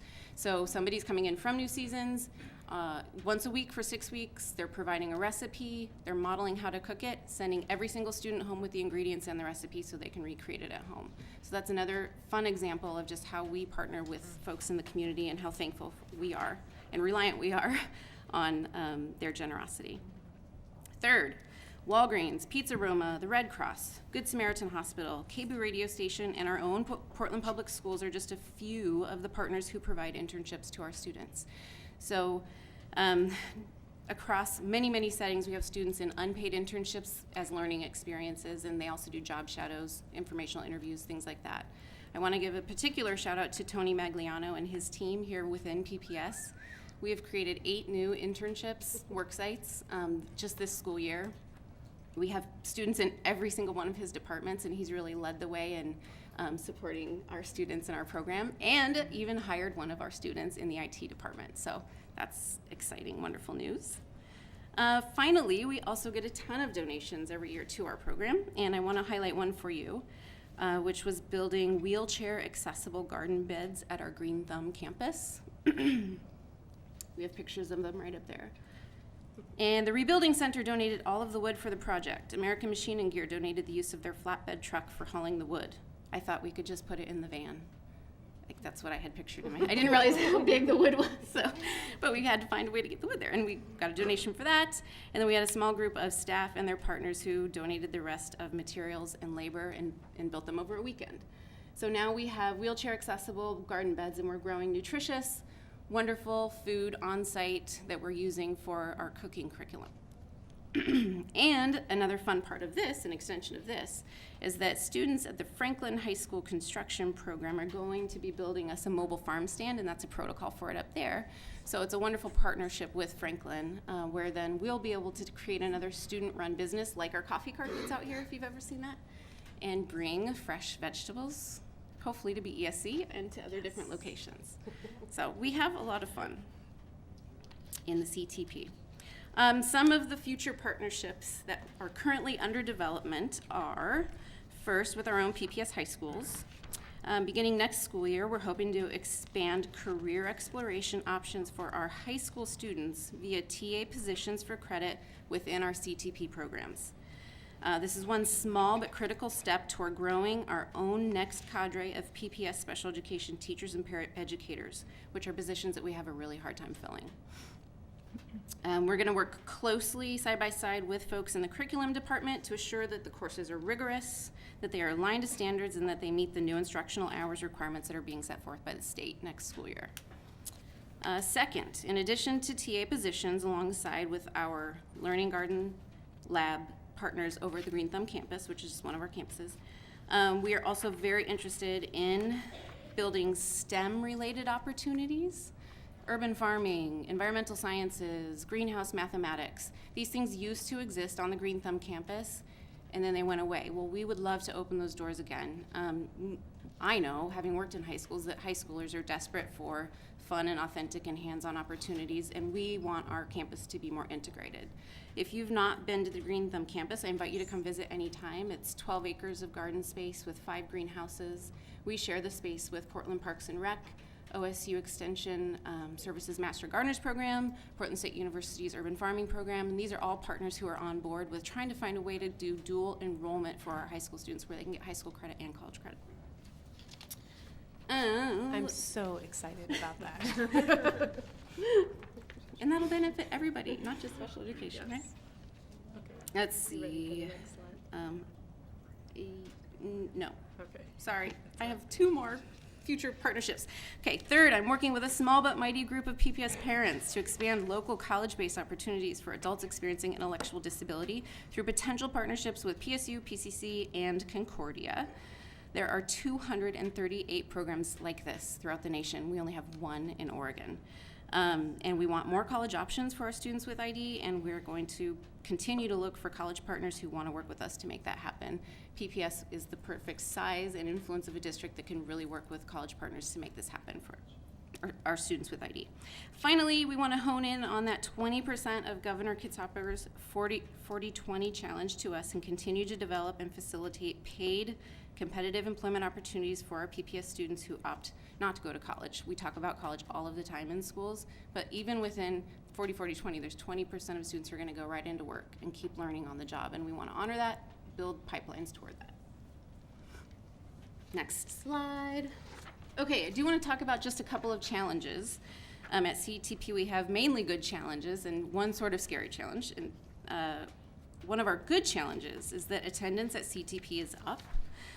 Just a few short years ago, all of the CTP students were half-time, and then as a result of House Bill 2283, we were required to provide the option of full-time services to all students. Where many families in the past used to opt out because they needed full-time services for their adult students, now they're opting in because just for supervision reasons, it makes sense, and we also provide wonderful services, in my opinion. And we have about 80% of all of our students attending full-time now, so that was a big jump in students accessing our program. Another good challenge to have is that we predict another increase in attendance due to the modified diploma rulings. So now that modified diploma will both count towards graduation rate legitimately and opens up access to FAFSA financial aid, we predict that more students are going to access the choice of modified diploma and our services. So just from an investment perspective and watching and monitoring that, that's something we're going to have to pay attention to. A third good challenge is that the way that we're doing business is currently being shaped by a recent legal action against Oregon by the Federal Department of Justice. The whole entire state is shifting the way that it provides transition services. And without going into too much detail, the end result of the Employment First initiative for us as schools is an increased expectation to get students with intellectual disabilities into paid competitive employment while they are still receiving school services or immediately upon exit. It's a big shift in how we do things and what we expect. It's also very exciting and very good. It is a challenge because it's challenging to provide full-time services, which often looks like large group or classroom, and also highly individualized services like job carving and supports on jobs for students that have a significant level of support need. But it's fun work, and we all love doing it and look forward to it. The one scary challenge for us, I'm scared about it at least, is regarding our hunt for space. Next year, and for about 5 years following, while the Graduate School of Education at PSU is being rebuilt, we're going to lose those classroom spaces that we've had for 20 years at PSU. So I'm scared that we're going to lose that partnership, and I'm scared that we're not going to have a couple of classrooms for our students. And it's something that I'm working with folks within PPS about, but space is just such a commodity that it's something that I wanted to bring up here and let you know that we are in need of space, and while we're growing, our current locations are at capacity, so it's not something we can just absorb into our other locations. And I think that while we continue to grow and capture back even more of the students that we used to send to MESD, I think it's a good time to really think about space differently for our program long term, and Mary and I are working on that. So all in all, we are looking good. The consistent growth that we see and are anticipating will require monitoring and continued investment, and I thank you so much for all of the support that you give our program. We are almost done. So just a few things that I want to let you know. So who's helping us reach 2020? Who's helping us? Advisory groups. We have built on our existing advisory groups that are helping inform this process. So essentially, we have set the vision, and now we're at the communicating the vision and taking stakeholder input. That's the stage that we're at right now. We have a parent advisory committee that we have had for many years that we are talking about all of these things, like how do we get from where we are and where we want to be. We've started a new SPED advisory committee that meets monthly, that is cross-departmentally, so it's teachers, speech pathologists, motor staff, school psychologists. We also have a school psychologist group that meets on their own. And we also just started a principal advisory committee. So I'm really excited about that. So we're talking about all of these issues and vetting all of these ideas through that committee. The second thing that we're doing is we have Ed Krankowski serves on the workload committee. So just having that experience and hearing sort of what's happening out in schools and where the hot spots and concerns are also helping to inform our process. The challenges that and possible budget implications, one thing I'd like to highlight is probably the number one thing for us, and that is just TOSAs. Over the years, as funding has declined, the special ed department has cut from their special ed central department and tried to keep the cuts away from schools.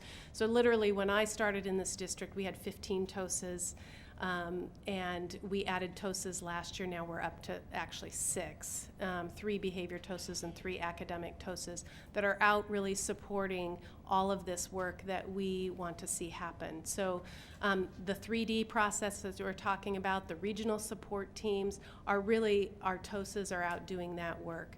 They're also out doing the coaching and training for everything, but the coaching and training for our co-teaching initiatives. So they're a phenomenal group of people, and we want to add to that so that each region, and you have in your board packet sort of our regions, so that each region has their own teams. Right now, many of them support 2 different regions, so they might have up to 15 to 16 schools on top of all the professional development they provide and other responsibilities.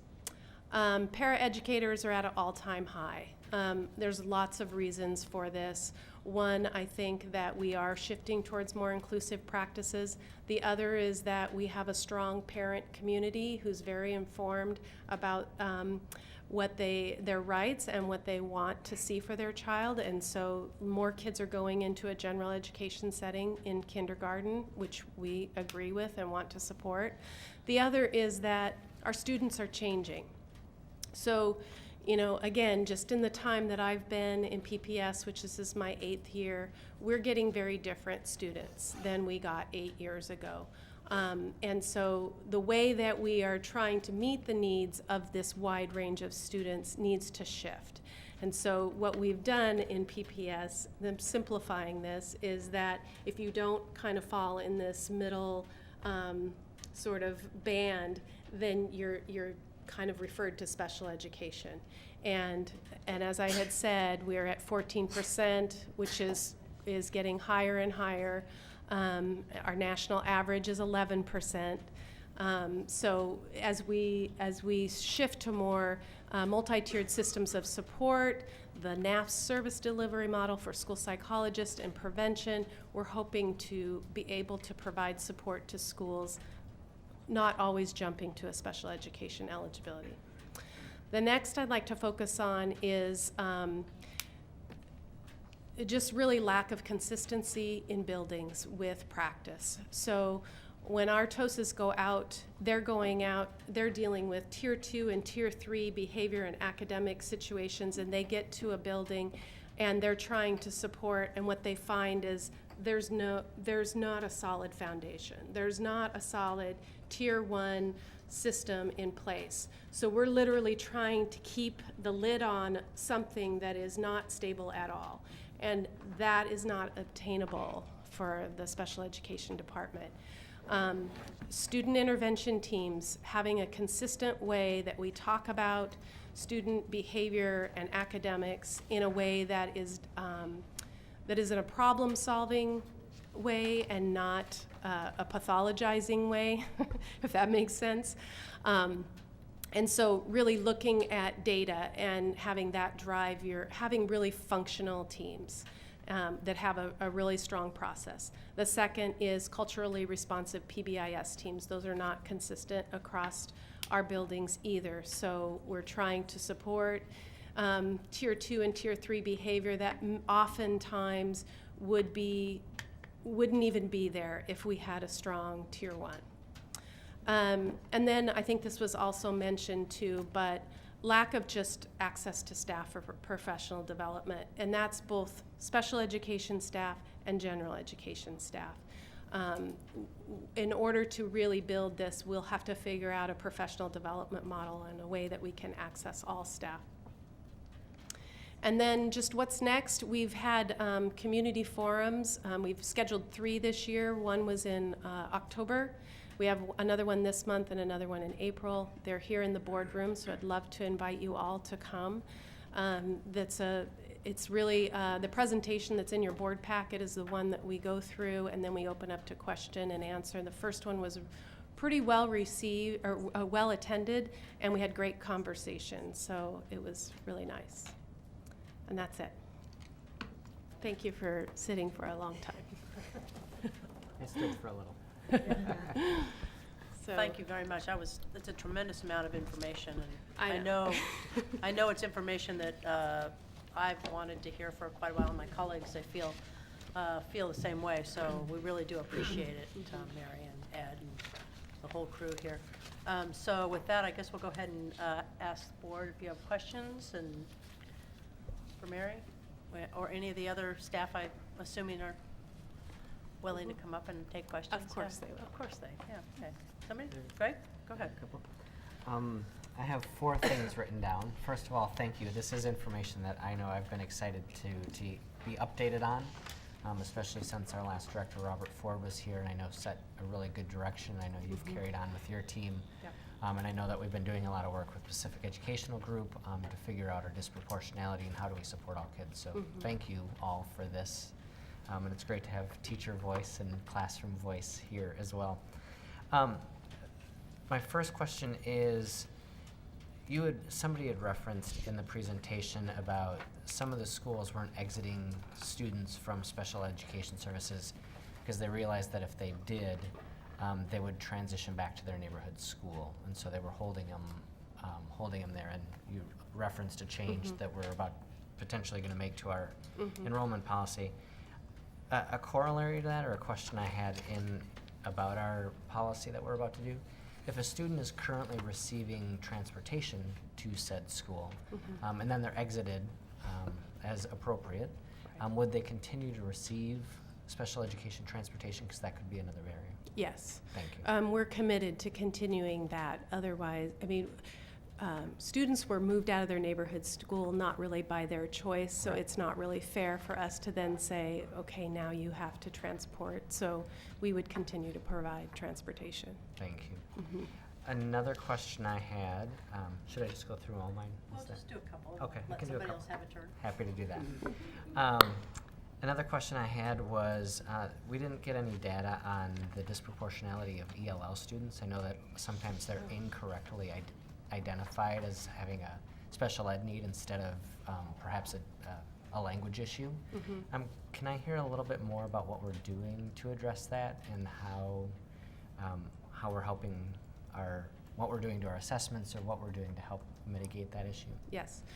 Some of that is increased awareness, and I think Robert referred to Julie Esparza-Brown, who is from Portland State. We've contracted with her this year, and she's providing some professional development around sort of that student and the pre-referral process, which I hate to say pre-referral because we're trying to get rid of that language. It's not really a pre-referral process. It's about actually providing what students need and and going through the proper supports. But that's one strategy.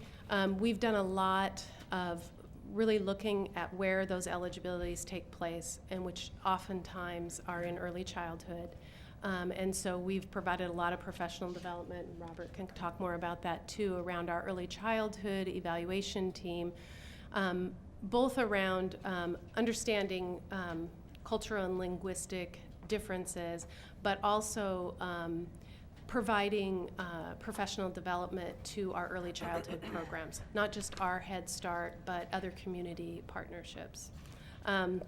Another process that we're working on in collaboration with ESL and hopefully the rest of the Office of Teaching and Learning, and Ed might even be able to talk more about this, is that we're working on that, for lack of a better word, that pre-referral process, and about building a body of evidence and having a system that really walks folks through how to tease out the cultural and linguistic difference.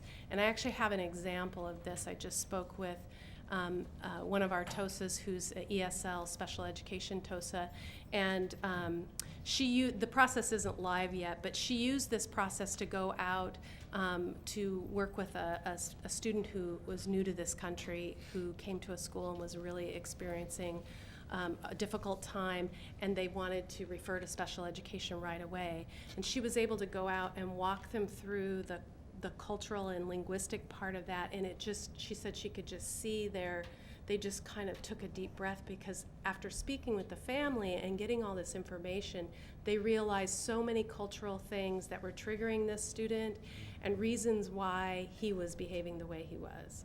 So I thought that's phenomenal, and we are really, and Ed has done a lot of work in the past, and working with Veronica also, in the director of ESL, around making this a formal process that's actually part of Synergy, that is more like a body of evidence or a body of information about a student, and based on certain things that you trigger in that system, it might open up another document or another thing to explore.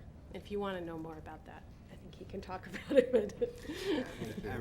I would just summarize saying how we gather cultural and linguistic information of students immediately upon enrollment, and making that instruction and intervention relevant to what they need educationally. Somebody else over here. We have, Veronica wanted me to mention, we have 2 TOSAs that are SPED and ESL that we share as well. Is it Robert? Is that right? Yes, it is. Thank Yeah. you very much. Just to answer part of Steve's question really quickly. Okay. In early childhood, we have one evaluator right now who. Yeah, you want to come on up to the mic, because otherwise it doesn't work for our We have, home audience. We have one evaluator on staff right now who graduated from Portland State's speech therapy program with culturally and linguistically diverse approach methodology. And so what we're trying to do now in the early childhood program, a typical evaluation is one session about 2 hours long, and an evaluation looking at the possibility of eligibility in autism is 2 sessions. And in working with Veronica's staff, Ellie Baumgartner is one of the TOSAs in her department, has been very good about partnering with us and sharing that it takes a little bit longer to get that information, and we have to spend some time with families to get at some of those cultural and linguistic background components. And so what we're trying to do is change the structure of our evaluations for those children from birth to 5. So starting at the very beginning, trying to make sure that we are truly getting an accurate picture of a child within the family constellation. So that's just one other piece that we're doing in the district. So.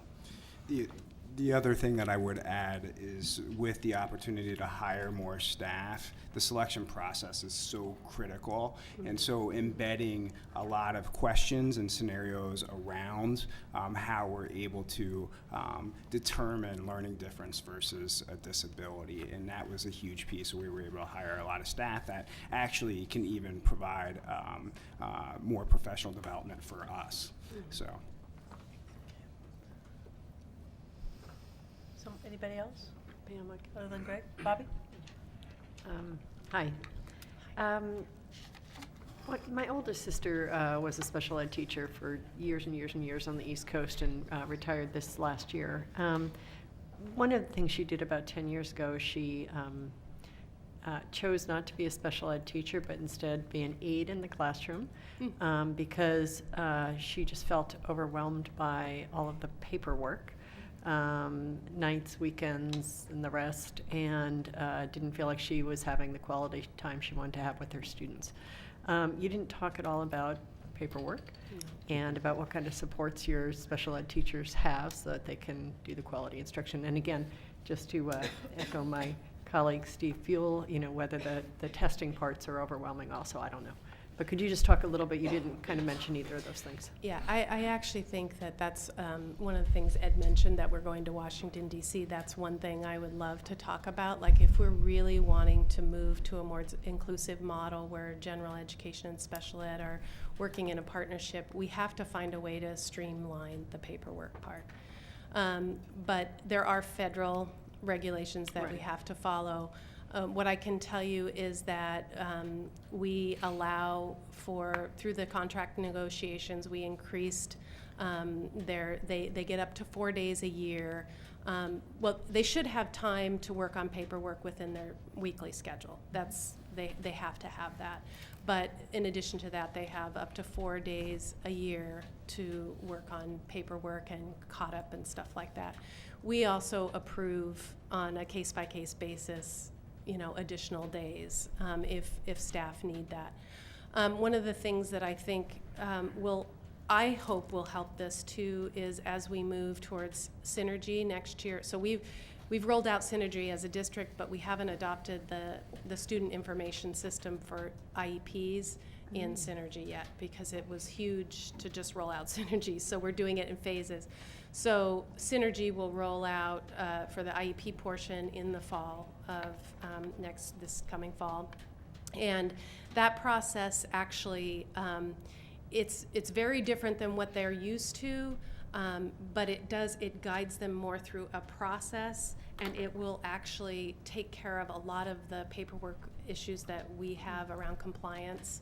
I'm hoping it will be more effective and kind of cut down on some of that.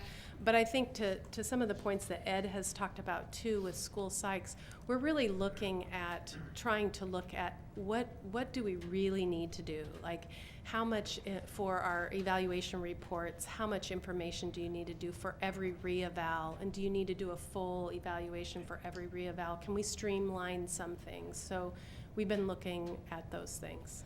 I think there are times when policy is somewhat perceived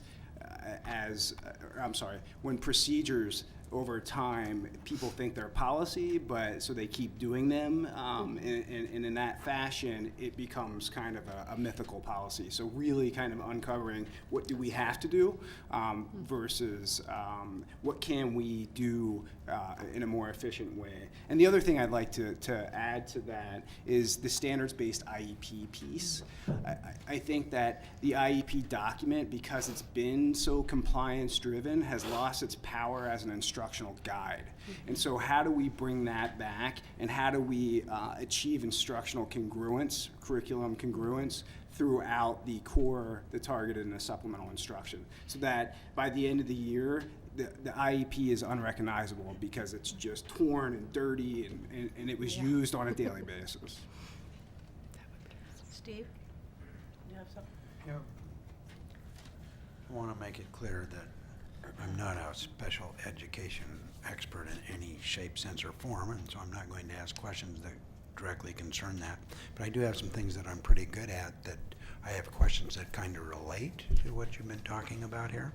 And one is that specific standards-based.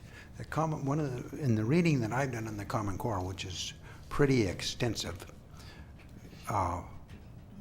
one of the big criticisms is that they have a lot of their standards are not developmentally appropriate.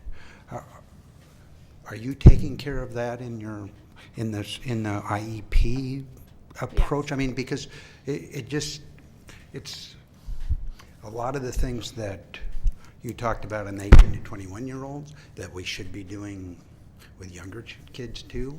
You don't get that in the Common Core stuff?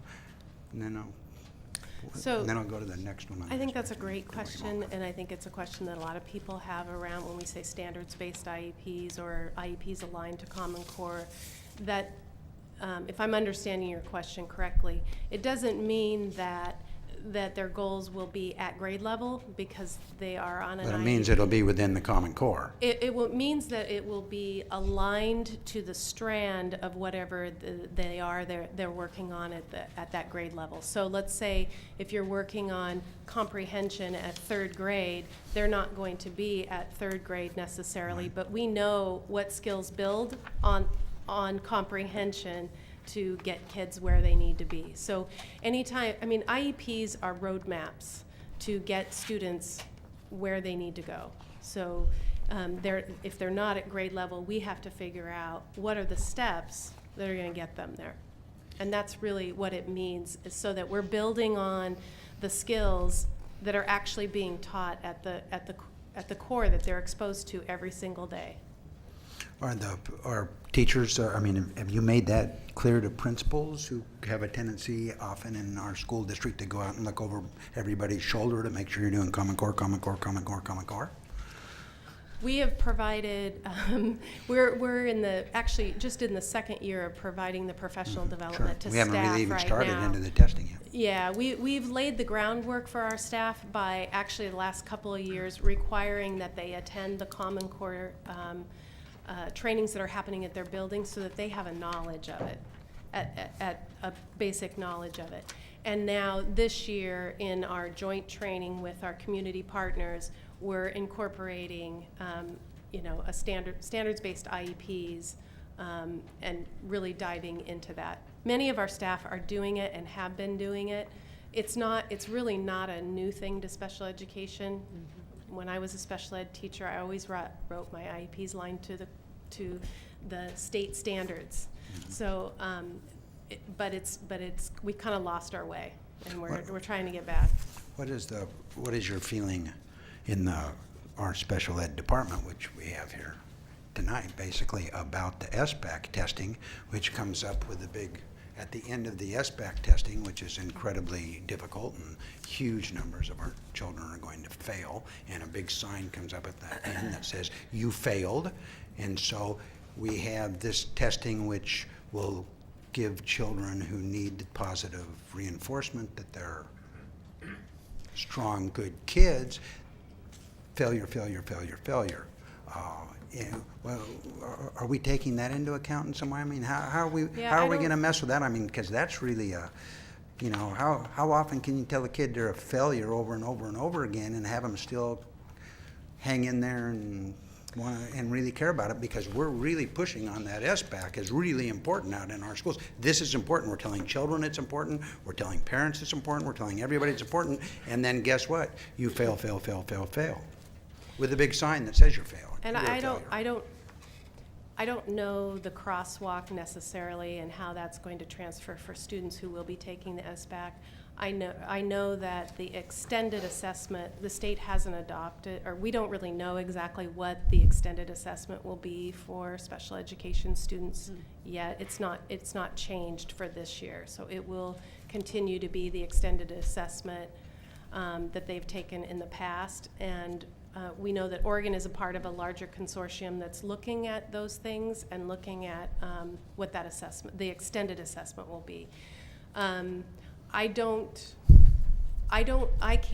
know that students who are taking the Smarter Balanced, the standard test with accommodations that are receiving special education services. Have they talked to you about what accommodations that are going to be available for the SBAC? Yeah. Do they have language accommodations? Yeah, So I mean, a lot of the accommodations, I could send you some information I'd really around like to see that. what those accommodations look like and how it's changed. But we've been providing training to staff on that, and so that they understand what the changes are. Did they make it tougher? I'm not going to make a or less prediction tough? that it's going to be a big failure for students that receive special education services, because I don't necessarily know that that's true. But I think we'll have to see. All across the country, that's what's happened, though. Yeah. Go ahead and I'll come back to me. Others? Ruth? Thanks so much. This has been really wonderful, and as others have said, we're just really excited to hear about all the partnerships and just the culture shift and the shift to an assets-based approach overall, and no longer accepting the status quo. So I guess my question is really more at kind of a higher level, in addition to just cheering on all that you're doing, and I'm looking forward to seeing specific budget requests as we weigh all our prioritizations and the tough choices that we always have each year.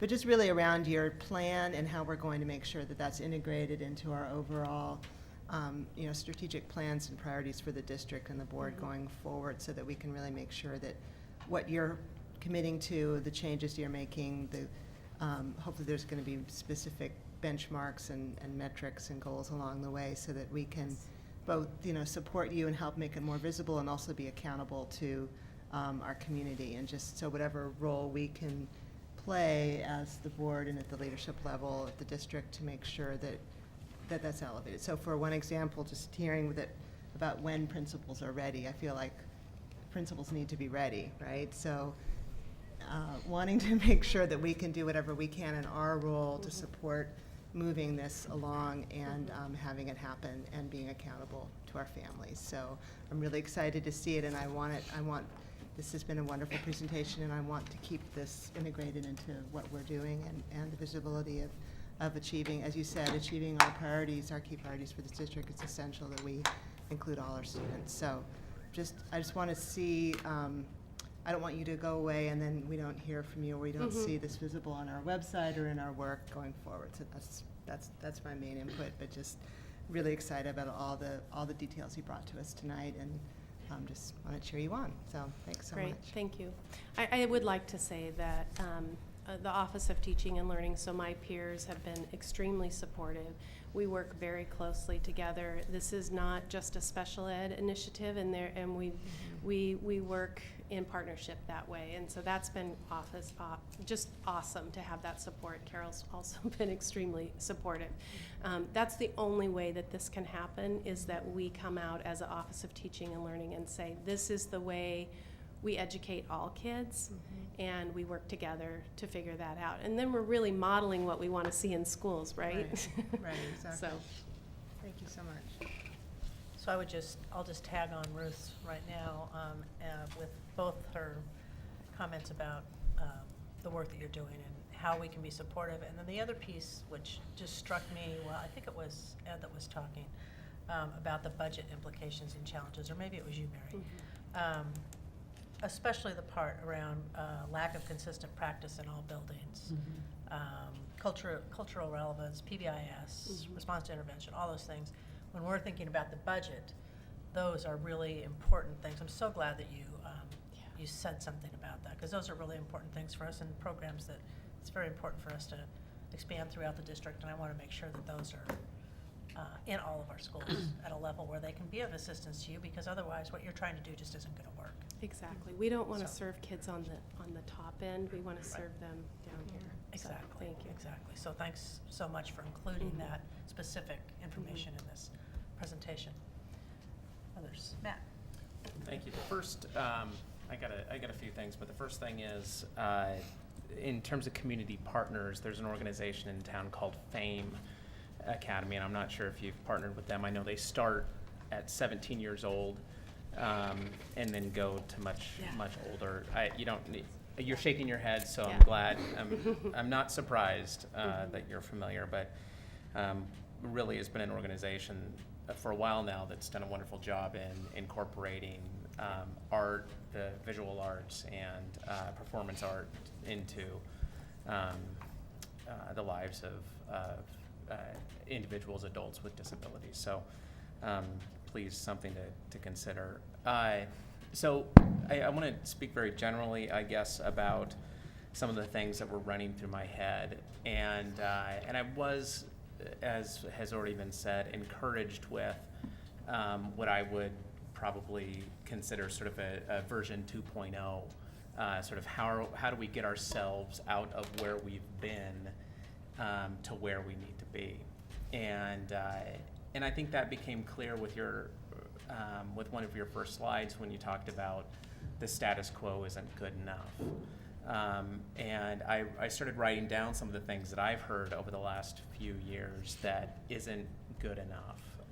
And I want to be explicit about those, but I don't want to be the negative Nelly and bring the party down. But I want us to understand that these are the challenges that we're facing right now, the challenges that all of you are facing, and the expectations that I think we have as a board. I'm really troubled with the disproportionality of students within our special education program and the relationship that often has to students who are being disciplined. We have a pretty massive challenge within our district, a lack of understanding, a lack of cultural relevancy, and a lack of cultural responsiveness that leads to this kind of disproportionality. I'm also really concerned and challenged when I hear from families about the poor services, poor response that they get from our educational services district. When people aren't being called back, when they're not being responded to, and they don't feel like their kids are being served, those are problems, and that's a big partner of ours. There's been talk in the last year or so about isolation rooms and isolation booths and seclusion rooms. These are big, important things that people fall on both sides, but we need to be very clear as an organization why we use things, when we use them, and we want to be public about that. Robert Ford, when he presented to the board a few years ago now, my jaw was agape when he mentioned that teachers were calling for paraprofessionals to come to their classes before students arrived. And I don't know if that is something that's still happening, but that is absolutely shocking to me still when I say it out loud, that's something that could be happening before a teacher meets a student. They get on the phone and they ask for someone to come and help them in that classroom. So and whether or not that's still happening, I don't know. Very, very personally, a student who the organization I've worked for was working with, I think this falls into the category of sort of a lack of cultural awareness or responsiveness. A counselor to a parent of a child referred to them as having Swiss cheese brain. And nothing ever happened in that case. There wasn't a behavioral issue pursued or a professional issue pursued, but there was damage that was done to that relationship, significant damage that was done to that relationship. And I think that, that I mentioned that speaks to the sort of lack of cultural responsiveness. I think it speaks to, in this case, just a lack of common decency.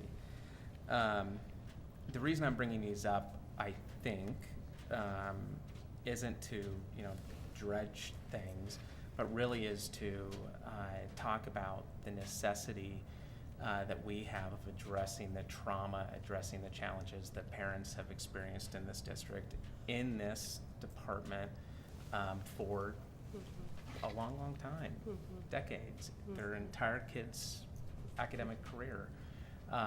That's the burden that we have right now. And it's very important and it's very serious. But it also, I think, makes me that much more hopeful for what was presented today.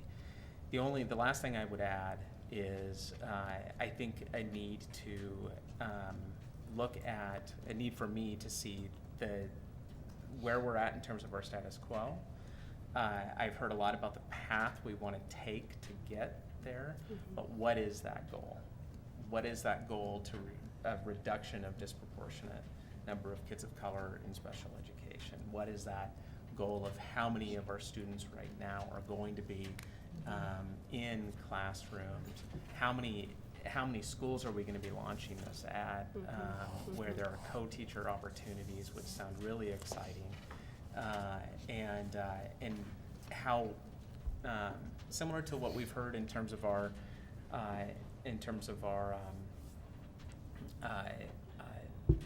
language immersion, dual language immersion.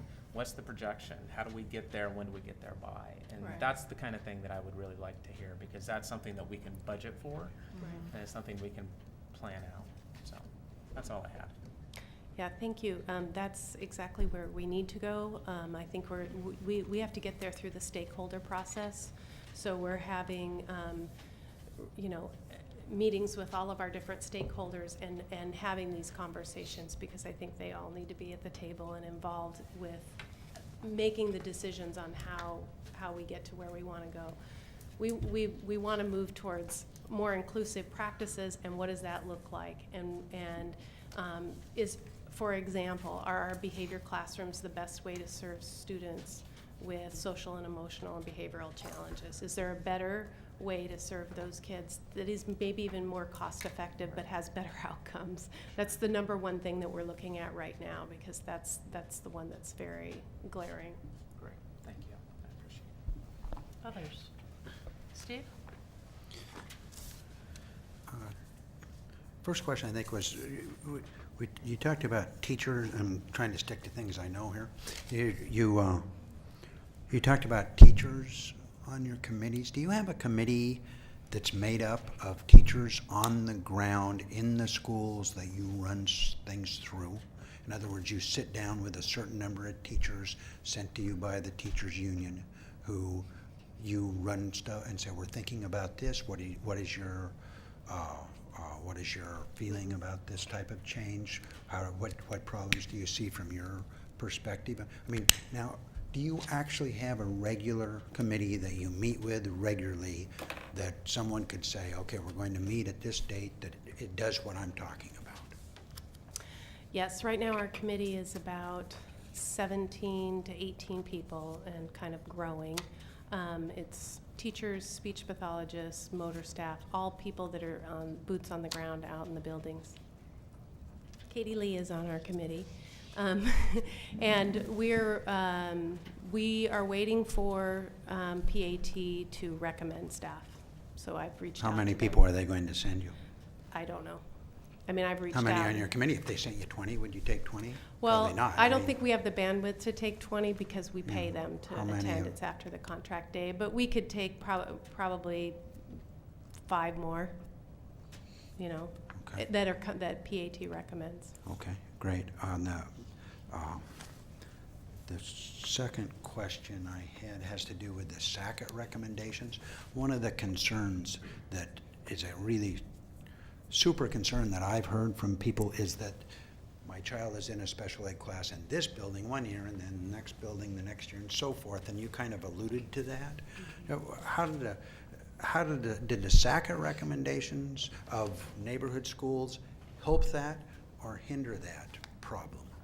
I mean, is that problem still a pretty pretty strong problem? I mean, how does that work? I know a lot of people are interested in that. Several years ago, when Joanne Mabbitt was here, there was a big change to have continuums of special education classrooms in a building, so that you could cut. So for students whose IEP indicated that they needed some special kind of a focused classroom, that we would have several of those classrooms in different grade configurations, so like a K2 and a 3-5 in one classroom, or in one building, so that it would cut down on transitions for students. We have better continuums now than we ever have had, meaning that most of our buildings who have a special classroom have 2, so they have like a K2 and a 3-5, or they have a 3-5 and a 6-8 if they're a K-8 building, to cut down on those transitions. But that creates other issues as well. Yeah, no, I'm sure it does. I mean, it still is moving students away from their neighborhood school in order to receive their services, and so there's questions about, is that the best way to serve kids, with busing and all of those things. But the other thing that it does is it creates different demographics for certain buildings. So, you might have a building that has, 3 communication behavior classrooms that serve students that experience autism, and then so you might have 25 to 30 students on the autism spectrum in one building. So that changes that building.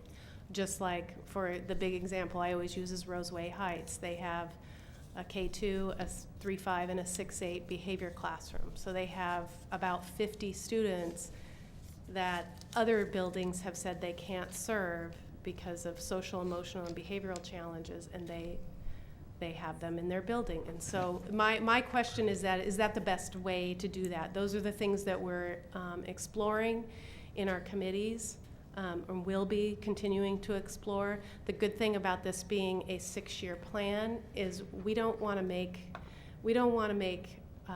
quick decisions and make the wrong decisions. We're setting the vision and we're figuring out the best way to get there. What role does the space play in that? Say that again, I'm sorry. What role does the space in the buildings play in that, in those decisions? They've played in where they're located. Yes. They play a big role. So the facilities has looked at, they look at where the students are coming from. They look at buildings and space, and they determine, where those classrooms will go based on that, and future projections and things Do like we that. have but basically we don't, do we have well, I'll use this, what I think is a stupid term anyhow, best practices. Do we have a best practice idea of what we want to do around that? Yes. In other words, if We you said, do. okay, we have space, all the space you want, there's no space problems whatsoever, what would be what do you have a best practice that you say, okay, we would have special ed classrooms set up like this? Best practice and would be remember- that all kids can receive services in their neighborhood school, and that we have the expertise and the services that come to them. And it's just, so that's a huge leap to get us there. And so, my people are back here whispering in my ear. But, and not to go down a big rabbit hole, but I'm sure you're familiar with the SWIFT project. And so I was going to bring some data around that, but that's a whole nother presentation and maybe something we can talk about. But the data and outcomes from that are around inclusive practices. And it's not only that students with disabilities achieve at a higher rate, but also general education students do. When we include students with disabilities, everybody's instructional level is sort of increased. And that's one of the things that co-teaching does as well. And that's what data shows. That's what national data shows. I would just let my colleagues know that we are now a half an hour over the time that we set for this particular topic, just to let everybody know. I only have one more question. And we can ask as many more questions as you would like, but I think we need to move along. Steve, you have one more, others along here? Maybe, one more if I don't do the discipline disparity question, which I'd like to see us speed that up, that discipline disparity work. I think we would all like to do that. What's your one other question? Dyslexia. Mm-hmm. Dyslexic students in our, I've had a lot of parents raise that issue with me. Mm-hmm. It's not necessarily directly special ed issue. I mean, who in the district is responsible for that? And I had a person tell me Sunday night, you can't even say the word in our district, basically. And that was my experience when I was up in teaching in Evergreen. You weren't allowed to say the word dyslexia. Well, I think that is changing. And I think that the history of that is that dyslexia is a medical term, and so educators have kind of said we don't make medical diagnoses. You had to do it correctly. But that is changing. We acknowledge dyslexia as a learning disability. We can say the word. We haven't exactly, we have a lot more training to do around this, quite frankly. I think this has to do with reading instruction and foundationally the way we teach reading. When like 1 in 5 students experience dyslexia, I think it might be more related to how we teach reading. So I think that the conversations are around that are developing in the Office of Teaching and Learning. It's I've been resistant to make it a special ed issue because actually, quite frankly, a lot of kids that experience dyslexia do not qualify for special education services. And so that's kind of where we are with that. So it's into the, this is the follow-up. It's into the teaching and learning people? Is that what you're saying? To deal with it in the school district? We're having conversations in the Office of Teaching and Learning about our future reading adoption and really how we're teaching reading. So I think we have some folks from Dyslexia Oregon that are going to be on our adoption committee that will kind of be helping us drive this work. That's good. Yeah. Having had a son with a learning disability related to reading, that's wonderful to hear. Yes. I think you were gone when I said that we are cutting off, but go ahead. I just have one budget-related thing that I just wanted to be asking about, how we allocate school psychologists. Could you just remind me how that happens? Is that through special ed? Is it through the administrative tables at schools? Is there any minimum that each school gets? Yeah. Do you want to talk about the formula? It is through special ed, and we have a very complicated formula that the school psychs actually helped us develop. Sure. I guess it was 2 years ago, a group of school psychologists came together to discuss what are the variables that should be used in this formula. And if I had to pick a theme of the discussion, they too were on board with, well, how do we get to incentivize preventative practice? And how do we include that as a variable? Because when you're including the number of students who have disabilities as a variable, it's almost counter to what our vision is in terms of making sure we're providing high quality instruction for all students across tiers. And so that was a huge part of the discussion, and we also, like every department in the district, used a racial lens to make sure that we weren't taking school psychological services from some of our buildings that were losing population. And so there are other variables mixed in there. We did end up including, I believe, some eligibility in there because we couldn't just completely change the entire formula that was being used because it would cause way too much disruption. And in fact, it ended up causing disruption. And we had more movement due to this formula and the way it yielded FTE, which was a learning experience for us, and also was a blessing in disguise because there was an MOU written after the contract negotiations that school psychs and our department agreed on keeping school psychologists in their buildings for 3 years, so a 3-year commitment with openers if there's a retirement, and then we could, there's a process for putting them in there. The relationship piece, right? Yeah. Exactly. Okay. But I'm not sure that answered the question, but maybe during the budget cycle, maybe you could. That's a budget question, so let's look at it there. The piece of the question you were really going for, is it part of the school-wide support table, Right. or is it Yeah. special ed? And the answer was that special ed does the allocation. It's not part of the school-wide support table. And I don't know if this was part of your question. Was that part of the question? But not every building has a full-time school psychologist. Was that where you were going? Yeah, I was trying to get an understanding of that. Yeah. And Director Reagan, I can get you the formula that's used with the variables to give you an idea, because I don't really think I did a good job at remembering what all of them were, but there are probably about 10, I'd say, that go into the formula and then shoot out that FT. Great. Greg, I know you had at least one more, so you still have another question? I do. Okay. It's 2, and because we're over time, I'll shorten my one question from a long form answer to a short form answer. You talk about you and the Office of Teaching and Learning working together. Yes. And talking about, I heard Rob Saxton talk about the challenge, right, is making sure that quality instruction is happening in every classroom. Yes. So, as a yes or no, are you working with our senior directors to ensure that they understand what they're looking for and how they're evaluating and supporting these students? Yes.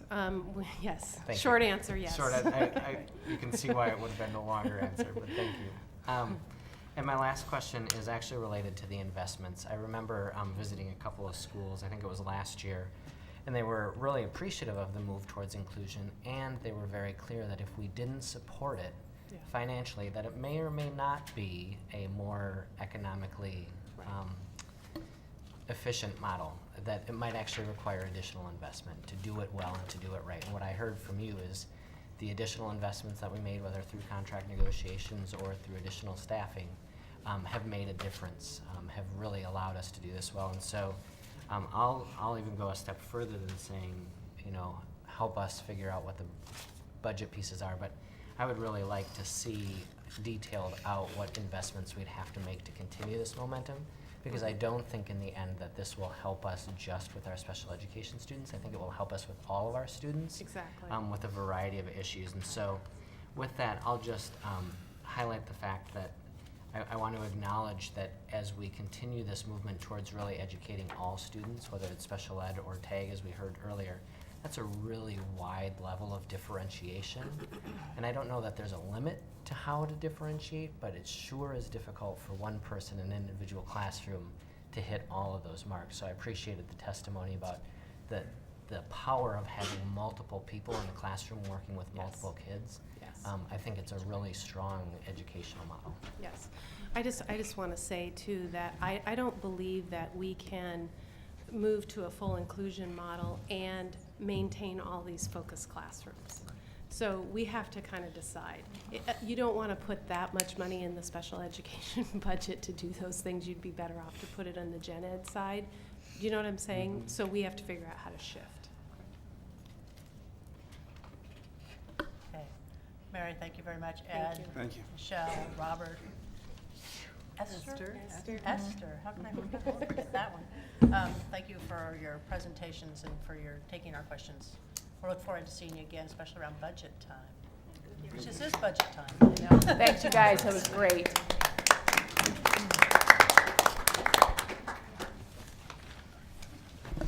Okay. Gonna make up some time? Maybe. A break? Break? Yes. Break for bathroom break. 3 minutes. Thank you. I can't go in 3 minutes. It takes me longer.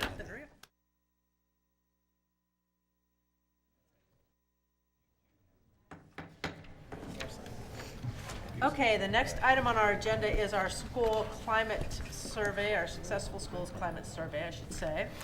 Superintendent Smith, would you like to go ahead and introduce this item? Yes, and I'll introduce John Isaacs, who's in charge of the Office of Community Involvement and Public Affairs. And the school climate survey was actually identified as part of our board work plan last summer and then voted on as something we were committed to developing and figuring out and implementing this year. And this is the update on the work that our work group has been doing. So, John. Okay, great. I want to just give everyone an opportunity to introduce ourselves. Again, I'm John Isaacs, Chief of Communications and Public Affairs. Elise Christensen, Senior Evaluator, Portland Public Schools. I'm April Arevalo. I'm an evaluator here at Portland Public Schools. So this has been a great collaboration between the Office of Community Involvement and Public Affairs and our System Planning and Performance and Research and Evaluation team. Obviously, when you're doing a survey like this, we have to collaborate between the two departments because the success of it depends on the involvement of the community and having all of the target stakeholders take the survey and having a really strong survey that gives us the results back that we want. So just to add a little bit of background to the background that Superintendent Smith gave, so this is based on the board action plan that you adopted, directing us to develop and implement a district-wide school climate survey for students, parents, guardians, and staff. If you also recall, in our board presentation last year where we discussed our plans for surveys this year, this will be the first of 2 surveys that we partner with Oregon's Kitchen Table out of the PSU Center for Public Service. The first is a climate survey. It will be followed by our Equity, Values, and Growth survey, which will help drive the district-wide boundary review discussion. So we presented that timeline to you last year where we presented our plans to launch the climate survey at the end of January, have it open from the end of January through the month of February, close that survey, take a 2 or 3 week break, and then open the growth and equity survey, which will get into district-wide questions, whereas this is focused on specific school climate questions, and have that open from the end of March to the end of April. So that was the timeline we presented to you last year. So what we're going to do is just give you a background on school climate, what it is, how you measure it, the background on how we selected the California Healthy Kids Survey as our base survey that we have been adapting to make our own, and then talk about the outreach plan we have that we've already begun to implement to raise awareness in the community and encourage participation in the survey. Okay? So first of all, we just want to show how this is connected to the Successful Schools framework. Both school culture and school and family partnership are quadrants of the Successful Schools framework, and this is a big school culture, and school climate obviously are a big part of that. So the school climate survey is directly connected to our Successful Schools framework. I'll turn it over to my research colleagues. Okay, so first, what is school climate? So school climate is a broad, multifaceted concept that involves many aspects of a student's educational experience. The National School Climate Center talks about school climate as being the quality and character of school life, and also a sustainable, positive school climate fosters youth development and learning necessary for a productive, contributing, and satisfying life in a democratic role. And so research has shown that a positive school climate is related to school success. It can improve attendance, achievement, retention, and even graduation rates. So after consulting with experts, research, and guidance from PPS staff who will be using the results from the survey, we decided to use the California Healthy Kids Survey as a starting point. This survey has been adopted statewide in California, West Virginia, Louisiana, among other smaller school districts and other states. It's been used in reducing exclusionary discipline, improving graduation rates, and improving health outcomes, so the survey is valid and reliable. So this slide shows the 4 essential dimensions of school climate, and it really mirrors the Successful Schools framework, because school climate does fit into our Portland Public Schools Successful Schools framework. So a positive school climate is the product of these 4 dimensions. The first of which is safety, which is the school's attention to fostering safety. The second is teaching and learning, which is a supportive academic and disciplinary environment. The third is institutional environment, which is a positive physical environment and school connectedness and engagement. And the fourth is interpersonal relationships, which are respectful, trusting, and caring relationships throughout the school community.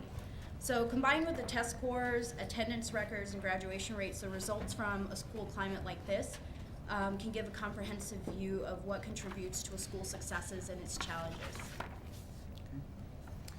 So the first thing we did and worked with the School Climate Committee, which has been great working with directors Buell, Morton, and Atkins, was we developed a purpose statement before we announced the climate survey to the community. And this is the statement we came up with in collaboration with the committee: to provide PPS administrators, principals, and teachers with transparent, comprehensive data that measures the differential experience and perceptions of PPS students, parents, guardians, and staff of all races and backgrounds in all PPS schools. This measurable, specific feedback will provide PPS with an actionable framework for the continuous improvement of schools and service to children and families. So that's the first work we did with the Climate Committee, and then we got into the work of adapting the California Healthy Kids Survey to make it our own, which we're now calling the PPS Successful Schools Survey. And you saw some of the initial marketing materials that we've already released to the community, posters we have up in schools, emails we've done to the community at the last board meeting. So I don't have any of that today because we showed it to you last time. So before we get into our engagement goals, I want to just describe the process that was in the memo provided to you for adapting the survey that we've undergone to this point. We're not done. We'll be done with it by the end of the month when we're ready to launch the survey. First, we worked with the School Climate Committee to review the survey. We went through it in detail, took a lot of feedback, updated the survey. We took that updated version and we provided it to stakeholder groups representing parent advocates, and gave them 3 weeks to review the survey, provide us feedback on it. We presented you with the list of those groups, and we did meet with some of them. We offered the willingness to meet with them to review the survey in person. We did do that, and we adapted all of that feedback into the most recent survey that we reviewed with the School Climate Committee yesterday. And then we made some more additional changes at the Climate Committee meeting yesterday, which were provided to you redlined in the version you got today.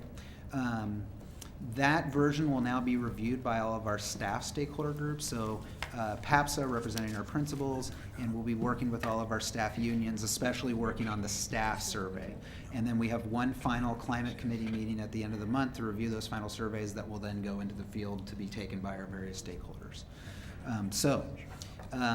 Staff survey, but that we haven't seen it. Correct. The climate committee asked that we bring the final version of the staff survey after our staff unions had had a chance to weigh in and provide their edits. So we're going to do that at the last committee meeting of this month. That was what we were asked to do by the climate committee yesterday.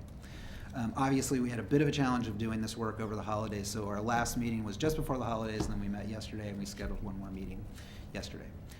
So that's where we are on with the surveys. The surveys you did receive for students and parents are very close to final. So we're going to do a final review with those groups and get those into the field, especially the parent survey, because we're already in the process of translating that into 6 languages. That involves translating it for online, all of the directions online, the various forms that we'll be asking participants to fill out online. So it's a lot of work. We've already begun our engagement. So I think you've seen the marketing materials. We've done multiple e-blasts. This week, we have a postcard that's been mailed to the home of every PPS family, letting them know about the survey, why it's important, and encouraging them to take it when it launches at the end of the month. These are the participation goals that we presented to you last year when we reviewed the surveys that we're going to be doing this year, but I want to just go through them again and give you an idea of what it means very specifically in terms of numbers, because they are ambitious stretch goals. If we are able to hit these levels of engagement, we will have achieved a very high level of participation in the survey. It's going to be a lot of work. It's going to be the work of a lot of staff members from both the Community Involvement and Public Affairs Department, as well as our Family Engagement team led by Richard Gilliam. I do want to mention that our manager for Community Relations, Kim Fox Middleton, who's here, has been doing an amazing job coordinating all this work. We've completed surveys from nearly all of our schools in terms of who are the parent leaders at your schools, both formal and informal, what are the key communities we need to be working with, because we know at the end of this work we're going to be down at that level in specific schools where we know we need to get participation up. As you know, we're partnering with the PSU Center for Public Service on this. The key thing about using Oregon's Kitchen Table as our survey partner is we're going to be able to track participation on a daily basis by school. So we're going to know which schools have just jumped in and their parents are filling out the survey, and which schools were lagging behind, and where we're going to have to implement some of the strategies I'm going to talk to you about now. So we're going for 40% participation district-wide. We also want that to be an average per school, so we don't want to hit 40%, but all of that comes from 3 clusters where we have 3 other clusters where we have low levels. So we're going to be going for equity in participation across the district.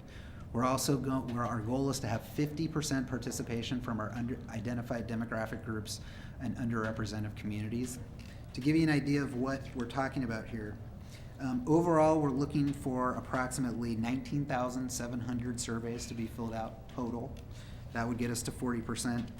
Within our identified underrepresented groups, our goal is for 1,890 Asian families to participate, 2,496 African American families, 3,925 Hispanic Latino families, 218 Native American families, 194 Pacific Islander families, and 1,938 multi-ethnic families. So that's the level of detail in which we're going to be tracking these numbers as we start to get results coming in and we're able to track them on a daily basis. And we'll have strategies that we hone and make more specific as we are able to see where we're having success and which communities we need to get more down in the grassroots working with to try to build participation.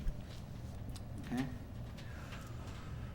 So the key message for our families is that your voice can improve your school.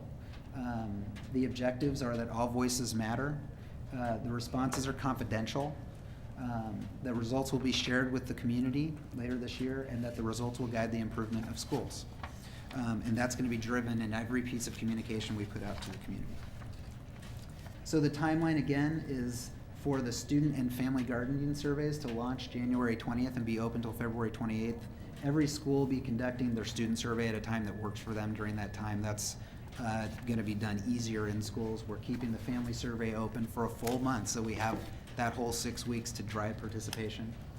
We'll launch the school staff survey February 2nd and have it open for the month of February. That's going to start a little bit later, so we have time to work with all of our staff unions to get all of their edits to it before we put it into the field. And then we're targeting the week of end of May, approximately May 22nd, to have results shared with the community. This will give us time to conduct this survey, gear up again, do the equity and growth survey for the district-wide boundary review process, and then get into analyzing results. So we need to get all of that work done before we start releasing results to the community. So you've seen some of the marketing materials we've already done. This is the part that's launched already. So we have posters up in every school. If you walk into a PPS school today, you'll see successful school survey posters around the school. We've mailed postcards that hit this week in every PPS family's mailbox, letting them know about the survey. We have yard signs that are being distributed this week that will be put up around the schools in our 6 languages. Again, we're trying to build a wraparound sort of marketing campaign around schools so that any parent that's at a school sees the lawn sign, they're in the school, they see the poster, they get the postcard at home, and it's all building that repetition we need to encourage people to participate. And then we will be doing some limited social media and limited paid advertising targeting mobile phones, especially for our communities of color, because we know that that's a great way for us to reach communities of colors on mobile devices. So we will be doing some limited social media advertising to raise awareness among communities of color. So just to review the kind of 4 levels of engagement we'll be going through during this. First, we're going to be working at our kind of general things that we do. We'll be working with our principals, our office staff, our school secretaries and counselors to encourage participation. Also our community agents, led by our team, School and Family Engagement, Richard Gilliam's team. They've been doing a great job already. That will give us that first base indicator of, okay, which schools have really gotten involved, which schools are we getting a lot of parent involvement, and which schools do we need to start focusing our resources on. So after 2 to 3 weeks, and we have that preliminary info, this is where we'll begin our peer-to-peer ask, where we'll be asking parents to take a lead role in encouraging other parents to get involved with the survey. We'll be working through our community partners, the same organizations who weighed in and helped us improve the survey. We'll be asking to encourage their members to get involved and take the survey. We will be doing events in schools targeted at the schools where we have lower levels of participation, encouraging parents to take it. We'll have opportunities to take the survey actually in the school through laptops and tablets. And then we'll have staff actively in those schools working with parents at times we know parents are in the school, or at school events, or at community events that we've identified in those communities where we'll have high numbers of parents to take it. So again, we'll be tracking participation on a daily basis. Once we get down to that 3rd level, we'll be working with specific communities. We'll have, we're going to be able to track these numbers by race, by school, by neighborhood. So that will let us know which community partners we need to go to ask for special help to get to specific communities. So we'll be going to specific community partners to ask for that level of help. And again, we'll be active in those schools. And then our 4th level is, and if we have to keep the survey open in a few schools past February to hit these goals, we'll be to go door to door and start using our auto dialer system. At some point, we'll say, okay, we've done as much as we can, and we'll close the survey. But we do plan on, at a handful of schools, actually doing door to door work to try to get the surveys taken. So we're going to go down to the grassroots all the way to try to get to that 40% goal. Okay. So you have the surveys today. That's the full presentation, and we're happy to answer any questions. I also want to let you know we have Wendy Willis from Oregon's Kitchen Table here, who you've heard from before with our boundary review. If you have any questions about Oregon's Kitchen Table, that she can answer as well. I think the auto dialer, particularly like an early morning one, is a sufficient enough threat to encourage families to fill this out. We can tell, yeah. That's someone who's 6 a.m. a 6 a.m. auto dialer. I will say it did remind me of one thing. When you were reviewing the draft surveys, you probably saw in there that we mentioned that by taking the survey, so this is for the parent survey, you'll be entered into a drawing. We asked our friends at Oregon's Kitchen Table, hey, what's one thing that's worked as they've been doing this work with partners over a number of years?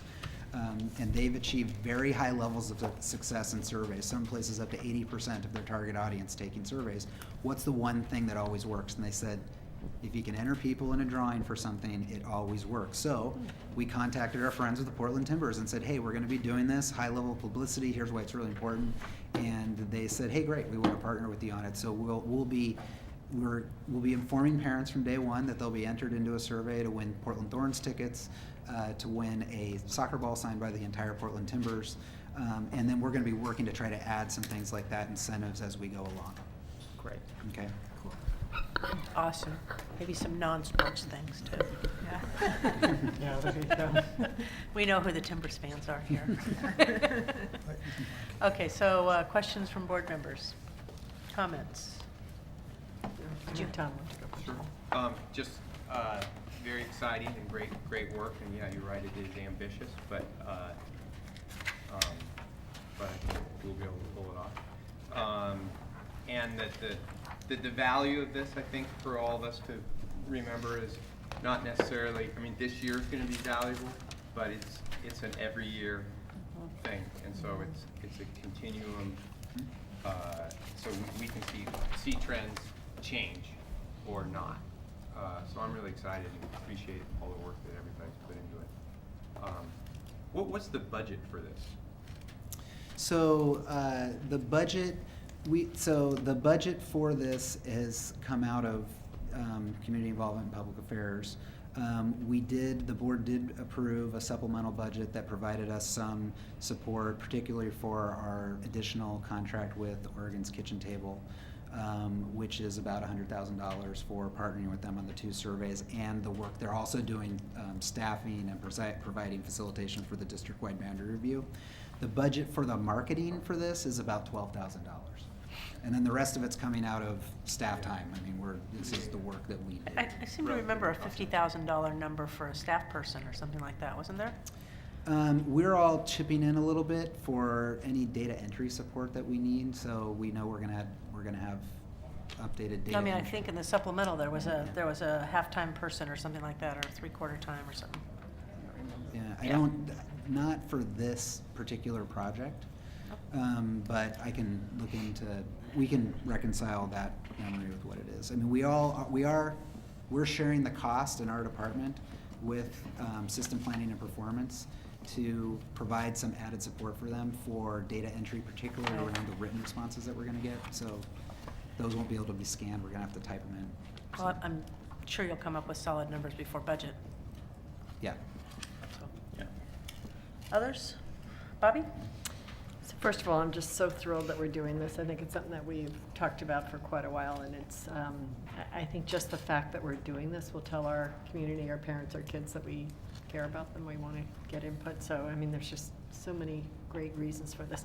The information we get is also going to be, wildly helpful to us on a whole variety of different levels. But, so there's a couple of questions I had for you. One is, and the first thing is on the parent survey. So it sounds like you're going to do a separate staff survey, so I'm happy to hear that. On the parent survey, you're going to run that past some of our staff groups, PAPSA or PAT, just to kind of make sure that we've hit all the right questions from their perspective. Will you have an opportunity? Okay, good. Yes, we will.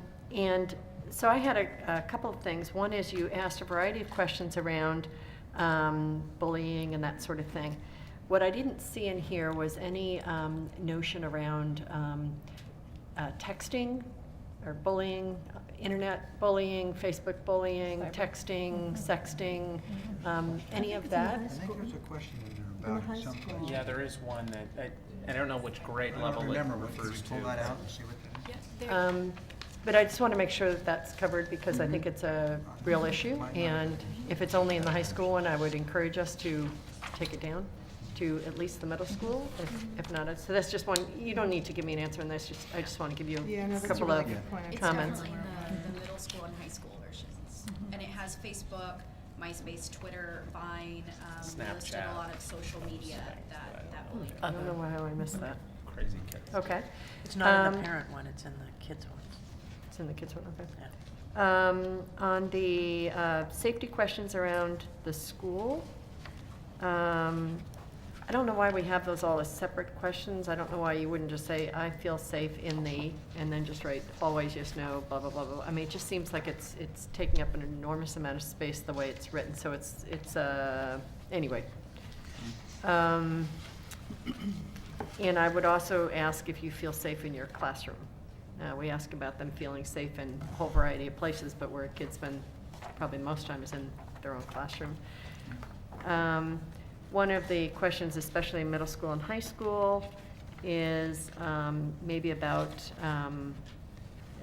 depression, or do you ever feel depressed, and is there someone in the building that you could go to with that? So I'm just trying to get to some of the issues that we know kids experience, and again, maybe it's in there and I missed it, but that would be probably worthwhile. I wondered whether we had an opportunity to ask some open-ended questions that would just give us some really good information from parents. So 2 questions I came up with just as an example, and I don't know whether we would add these next year or not, but things like if Portland Public School were able to make a deeper investment in our schools, would you prefer that we, lower class sizes slightly, increase instructional time, add days, or add more enriched programs? I mean, to me, it would just be helpful to kind of hear what our parents think, or what our students think even. I think that one would be more relevant for parents, because I'm not sure the kids would say they want more days or whatever, but just sort of an open-ended question that might just give us a sense of where our parents are at. The other one I thought about for parents, because we've talked so much and we're making such an investment in immersion programs, what it would be something to the effect of if your child had the opportunity to begin learning a world language in kindergarten, would that be something you'd be interested in? Just some of those things that we're thinking about and we haven't had the opportunity to invest in. Are there a couple of open-ended questions that would really kind of make us go, okay, 80% of parents said yes, or parents really don't care about that, but it might be helpful to have some questions. I think those are awesome questions. They sound kind of more like for the other survey, though, that's more about district-wide issues than about. Actually, that could be more of a district-wide question. Well, that is what I was going to say, and Wendy. Okay. Yeah, I was going to say that we the have the tag opportunity to ask questions like that are That would be more sort of like district-wide. district-wide questions. That makes more in sense. the second survey. And one thing, so the exciting thing about working with PSU and Oregon's Kitchen Table on this is it not only, so we want to hit these levels of participation because we want this to be that type of survey, right, where it galvanizes our community and we get such high levels that we can really use this data for years. But the other piece of it is that every parent that we get to register on Oregon's Kitchen Table and take the survey, for that second survey, they'll just simply get an email from something they've already done saying, hey, we want to ask your opinion about, thanks for participating in the school climate survey. We now want to ask your opinion about these important district-wide questions. So we aren't going to have to put that same effort in the second time district-wide. We'll be able to really focus on the schools that we know we're going to have to work. And then we'll be able to use that infrastructure for years to come. So this gets to your question, Director Curler. I just want you to know we really developed the survey, both the words and the way we're implementing it, especially around outreach, with that long-term in mind. That if we put the work in now, we get participation going, we get the accounts created, then we're going to have that ability when we want to ask a question of our community to do it again on an easier level and get a high level of response. Okay. Well, I love the idea of us doing the district-wide questions. I was got ahead of myself. There was a couple of places where I thought you could potentially streamline a little bit just on your student ones. The first one is, we're giving this to 5th graders, 7th graders, and 10th graders. And the first question you ask is, what grade are you in? We should know that, right? We're only giving it to 5th graders, 7th graders, and 10th graders. So it's a way to warm up the student to the format of a survey, just to kind of get them in the mindset before you start asking. And what I'm more concerned about is how much time the survey takes, because after a while, I know when I do telephone surveys, when they get too long, I just go, forget it, I can't do it this way. So the other one is 6th, 7th, and 8th questions.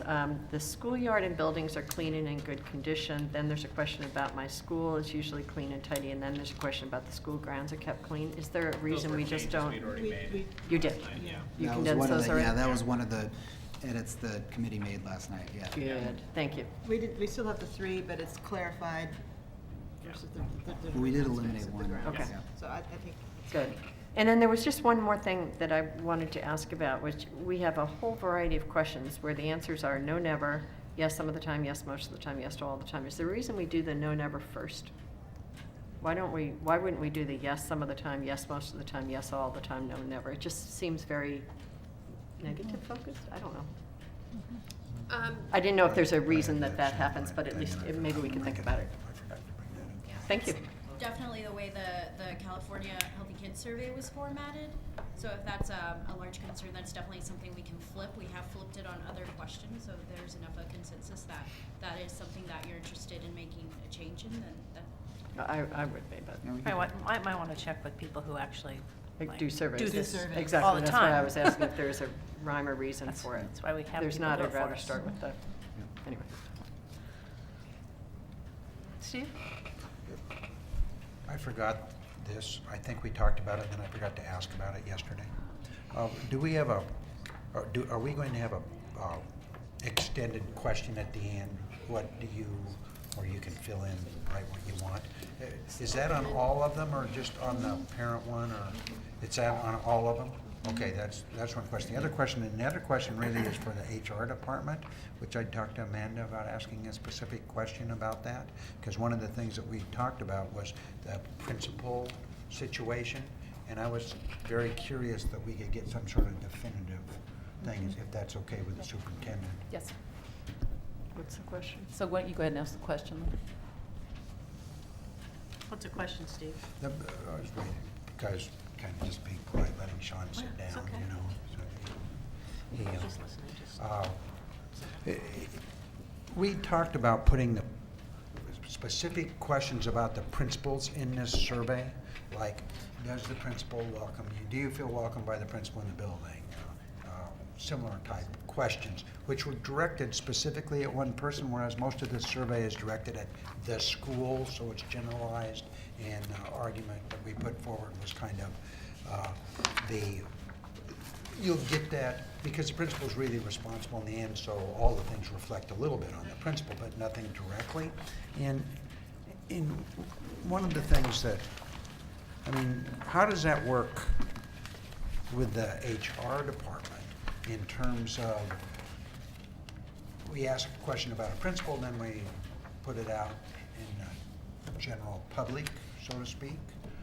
And I mean, kind of an evaluative question. What are the boundaries of that? Because that's going to be a really interesting question, particularly in the teacher survey, where you want to ask for sure about the principal, but then do you take that out and put that out in the public?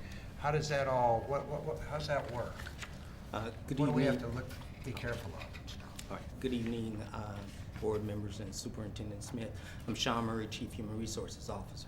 To provide clarification regarding your question, are you asking, using the results of the survey, would you use that as part of the evaluation process for the administrator? No, I'm not asking that. Okay, what do you ask? We could ask that question, it's a legitimate question, but the question I'm really asking, is it appropriate to put that information out in the public, specific information about a principal from a survey, or is that kind of not appropriate? If I can just add to it, one of the concerns, I think one of the pieces of information that we thought would be valuable would be sort of explicitly asking questions about the role of the principal within the school climate.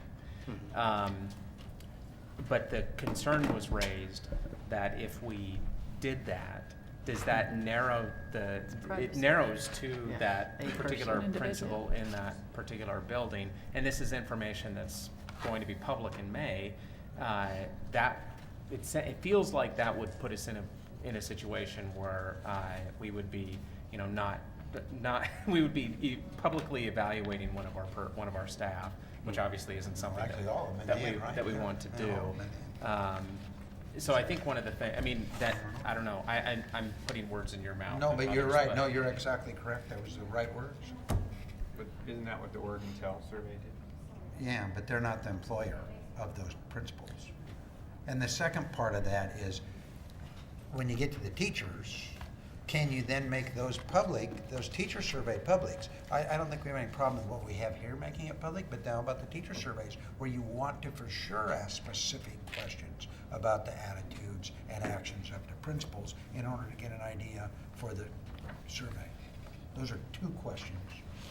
I mean, the first part is, I mean, you could make that information public. However, it would be problematic because it would be focusing in on, potentially focusing in on an administrator's performance. And the concern around that is, how do you really control the environment of the survey? And so what I mean by that is in terms of the number of variables you can't control. So for example, is the survey completed correctly by the person? What's been their experience with the administrator? Is it a one-time experience or is it multiple experience? Do they have inherent biases that come into play as well? So, you know, in reviewing that information, it could be problematic, but you could have it in the evaluation. So there's an appropriate tool for a climate survey, and there's an appropriate tool that can be used for a 360 evaluation for an employee. Yes, definitely. A climate survey is not a 360 tool. Right. A 360 tool, you would want to have a more controlled environment where you wouldn't be facing some of the issues that I just brought up. What about the releasing of the parent survey without those specific questions, which seems to be fine, with the public releasing of those specific questions in the teacher survey, where you weaken the teacher survey tremendously without having those questions in there? So public record? I don't know if I really have an answer for that one in terms of whether or not one survey would have more merit over the other. Not so much merit as being appropriate to. Public record. Yeah, it becomes. I mean, it would be a matter of public record and people would be able to access it. It would be a matter of public record and individuals would be able to access that information. Greg? Thank you. So thank you for the presentation. I have two questions. One is just a follow-up on what I just heard. I think this has been always the challenge about a 360 evaluation, is that if we're going to ask about principals, I'd be also just as curious to hear about teachers, families' experience with teachers. I'd be just as curious about the secretary, the custodial staff. All those are folks that interact with our public every day and our students. And it'd be important that we have high quality, and the challenge of when you have personally identifying information with open feedback as a public employer, as the employer, how do you, that might be available for public, how do you do it in a professional and appropriate manner? So I appreciate bringing up the questions about how do you get authentic information that isn't so watered down and so bland that you can't do much with it, but still trying to get at how do we do that. My question, John, you had mentioned some target numbers for specific segments of our population. Can you talk to me about how those were derived? Where did we get those? And does that also then break down per school? So thank you for those questions. So yes, these are district-wide, so this is looking at our latest enrollment numbers and doing simple, looking at the 50% target for our underrepresented communities and that 40% target district-wide. We're gonna have a goal for every school broken down by race. Okay, so every school will have a goal for that school's total enrollment. So, again, we're going for a 40% average. So we'll have a goal of hitting 40% for every school, 50% for the historically underserved communities in those schools. And we've got those numbers. I didn't. Right. No, that's I could send that to the board so you could see the goal for every school. We're going to be able to track our progress towards that number in every school by every day once we launch the survey. What I found myself wondering is if there was any element of proportionality. So for example, we said an average of 40% respondents per school, but that mean we could have gotten an 80% Latino feedback and 5% African American. And I'm really curious to know different people's experience in that school, because it might feel one way to a certain population, it might feel entirely different to another. So do we have proportionality mixed in there? Yes, and that is a great, thank you for making that point. That's exactly what we're going to track. Okay. So we want to be able to look at the total per school, right? I mean, that's going to be our baseline, but absolutely, if we see a school where all of the participations come from one group of parents, then yeah, we're not going to say, okay, well, we hit 40% at that school, so we're done. I mean, we're going to we're gonna try to go for the equity and participation all the way down to the school level. You know, this will be our first year doing this. This has been one of our themes as we've been developing, especially the outreach plan, has been, okay, this is our first year, like, let's be ambitious, let's really have a great plan, let's implement it, but let's also remind ourselves this is gonna be our first year of doing this many years, so we'll learn from what we do well this year and what we don't do, and then we'll try to make improvements next year, but that is exactly what we plan to do. My next question is related to a question Director Regan was bringing up about can we switch this or can we do this, and not being a professional surveyor or poll taker, somebody had mentioned that the survey had been validated, but it sounded like it was a health department validation, and I'm just curious, has it been validated for education, and how much leeway do we have with messing with order and questions and still keeping it reliable and valid? Okay, yeah, and I can definitely speak to that. So the survey has been validated. It's called the California Healthy Kids Survey, but it is a school climate survey. It has core modules for different things, but we're only using the core and the climate model. And so this survey has been validated in different research projects, and some of them have been health, some of them have been academics, some of them have been attendance. So it does reach into the educational validation, as well as, you know, some people have, California has a lot of questions that are just around health, and to really address the obesity issues in their student population. So that's definitely, and so when we're talking about the order and the answer options, these are definitely ordered in specific banks. So if you take a look at it, they're all about, you know, question 23 through 27 is about the facilities, and so as long as we keep those looking the same, then that's fine. But if we start shoving other subjects in the middle of that subject, that's when we start testing the waters with reliability. So that's definitely something we have kept in mind when we're formatting it. Can I just give you a couple of examples where we've made an edit that will make it specific to us, and then we've followed the research and evaluation team, at least in April's advice on how to do it. So if you go to the parent survey, these are questions that we have added. They were not in the one we got from California. So the first is 49. Does your child get enough physical activity at school, including physical education and recess? So this was a suggestion from a group of parents, and this is how they recommended we do it. Followed by that is an ad we made from the School Climate Committee yesterday. 50, how much emphasis does this school place on standardized testing? Too little, about the right amount, too much. So again, most of the feedback we've gotten hasn't been add this specific question. It's, we think you need to have a question about this thing, or this is missing, and then our team has done a great job of figuring out a way to do it with keeping the validity of the survey intact.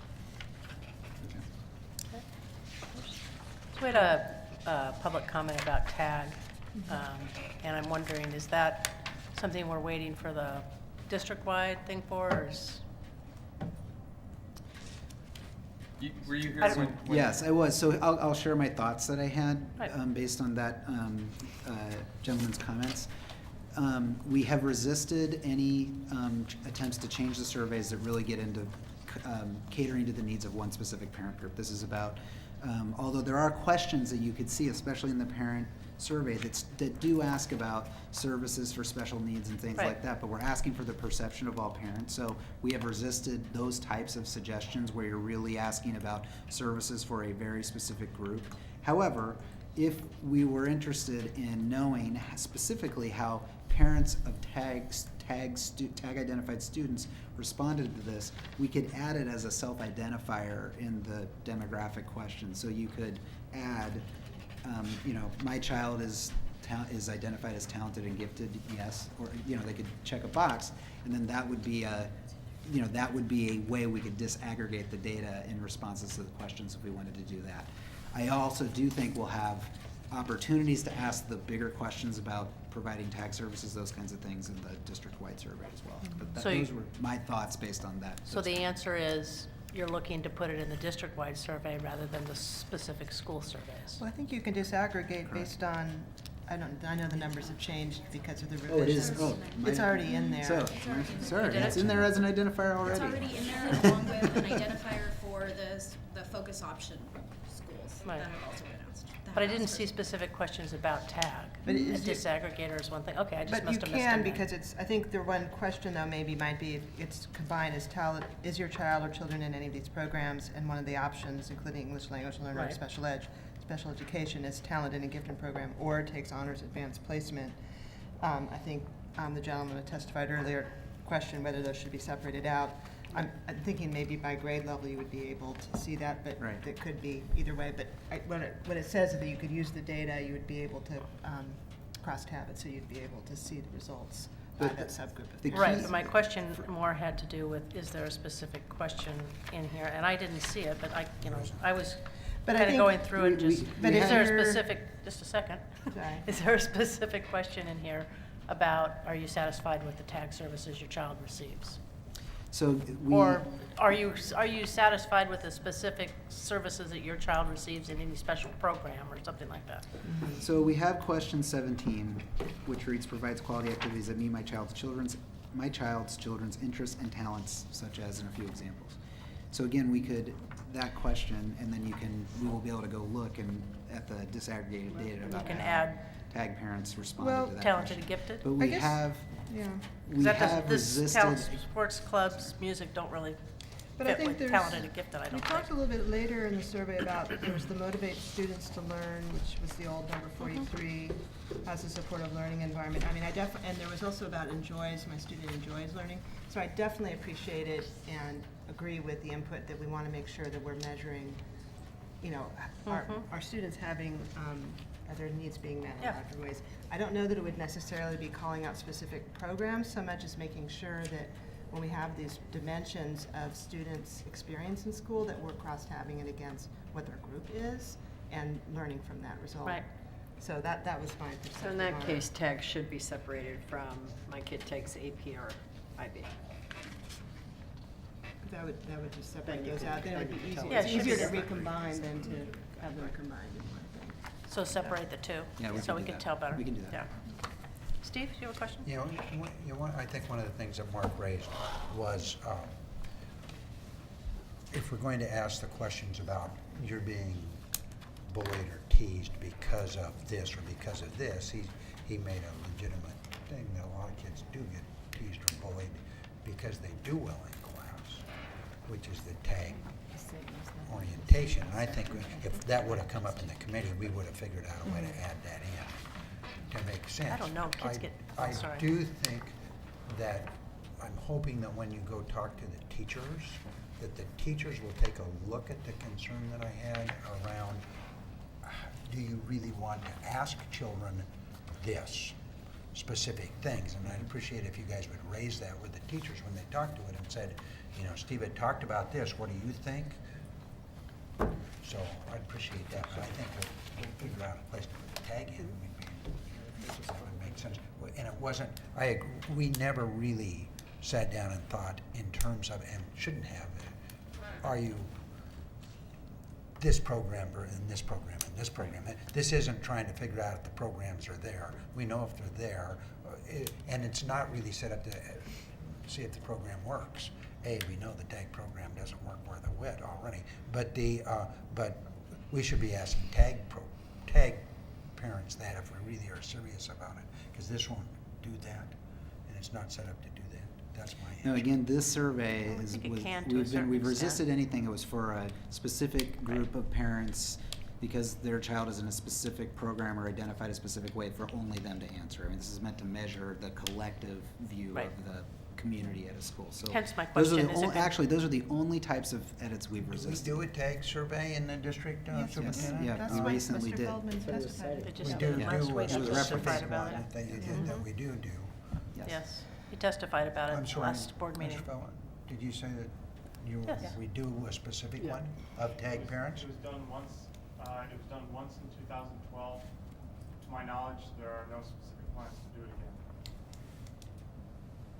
And I don't know anything more than that, so like, So maybe we want to look at it that. could be that maybe. we want to make a plan to do it Might again. want to yeah. do that. And So I understand what you're saying, and that makes sense to me, and, I'm not sure about, I'm not sure about, Steve, your comment about bullying, because you could say. About what? About bullying. I mean, I wouldn't pull out just tag for No, that, but we because have a kids could list get. of things on the, Right. we had a list of things in Right. there, and that would be, that would go within the list. But there's also an open-ended option if you're bullied for any other reason, and then you explain what the reason is. So this is a pilot, and we can see if we need to tweak. I'm sure we'll need to make tweaks to the questionnaire as we go. Yeah. So, thank you so much, you guys, I really appreciate. Pam, I had one other question. Bobby? Two quick things. One is, there's a part here where you ask parents about the PSU Oregon Kitchen sign-up survey. I'm assuming that's optional for parents. Can you make sure that that's stated that it's optional? Because I think if somebody feels like they have to fill this in, they may not be as honest in the other part. So I just didn't see anywhere it says optional. And then the one thing was, one other question I had thought about that I saw is, do you look forward to coming to school? Just a real simple question for students that might give us some indication of their satisfaction, their feeling safe, all of that. So, anyway, thanks. Okay, thank you very much. Thank you very much. Thank you. Okay, our next agenda item has to do with our cash management policy. As my colleagues will all remember, following input from the board on the first reading on December 2nd, 2 technical changes were made to the policy on page 10. Staff clarified that the CFO or superintendent's designee are the only people with the authority to direct a bank to be open or closed. These are technical changes and don't necessitate another first reading. So, after 21 days of being open for public comment, the board is ready to vote on the proposed amendments. We'll now consider Resolution 5007, resolution to adopt revised cash management policy 8.20.010-P. Do I have a motion? So moved. Second. Director Blau moves and Director Morton seconds the motion to adopt Resolution 5007. Ms. Powell, do we have any public comment? No, we don't. No, we don't. Is there any further board discussion on this? Great. The board will now vote on Resolution 5007. All in favor, please indicate by saying yes. Yes. Yes. All opposed? Any abstentions? Resolution 5007 is approved by a vote of 7-0 with Student Representative Jaswal voting Yes. yes. Great. Thank you very much, you guys. Okay, we'll now have the first reading of the revised cafeteria plan. Superintendent Smith, would you like to go ahead and introduce this item? I would. So Terry Burton, who's our PBS Benefits Director, is here to give you a brief summary of the amendments to the cafeteria plan, board policy, and these changes are essentially housekeeping items, accompanied by Sean Murray, our Chief Human Resources Officer. Thank you so much for your patience and waiting for us. Good evening. Get through everything else. It's a long night. Not a problem. Good evening, board members, Superintendent Smith. I'm Sean Murray, Chief Human Resources Officer. With me is Terry Burton, our Director of Benefits within the HR department. Before the board for consideration are amendments to the district's cafeteria plan and board policy. Now, the primary purpose of the amendments is to align the policy and plan with the new healthcare reform IRS rules, as well as make housekeeping rule changes. The amendments were recommended and prepared by outside counsel and would be effective February 1st, 2015. At this time, I'll turn it over to Terry to provide additional information and answer any questions that you may have. Good evening. Good evening. These are, you guys have been through this, some of you before. It happens about every year or two that we have to update because the IRS wants to change things constantly. So basically what we're doing is we're adding a mid-year election, and this is for ACA. And what it is if we have employees who have their hours cut, and it's mid-year and it's not open enrollment, that the open enrollment for the ACA exchanges doesn't align with ours, then this allows them, because our IRS rules hadn't up until now, to go out and go to the exchanges to get a plan for their family. So we had a choice to do this, but we thought this was something that was pretty important to add to the policy and the rules. Then there's just the normal cost of living adjustments for the amount that folks can put in the flexible spending account and the HSA plans. And so we just updated that information. And contribution limits have changed. We're fixing that. And there was one thing that Miller and Ash wanted us to add, and is that they wanted to add language to specify that if a claimant, if someone had a problem, that they wanted them to exhaust the claims procedure, and they wanted it especially called out, go through the claims procedure process before they decided they wanted to, file suit or do something like that about a difference with money that maybe they couldn't access in the FSA because of the fact that they were past the limit or something like that. And that they couldn't, I think they added that there was a 1-year limitation for filing a suit. So they had a year, and they had to do it was, a normal legal protection that they wanted us to add to the policy.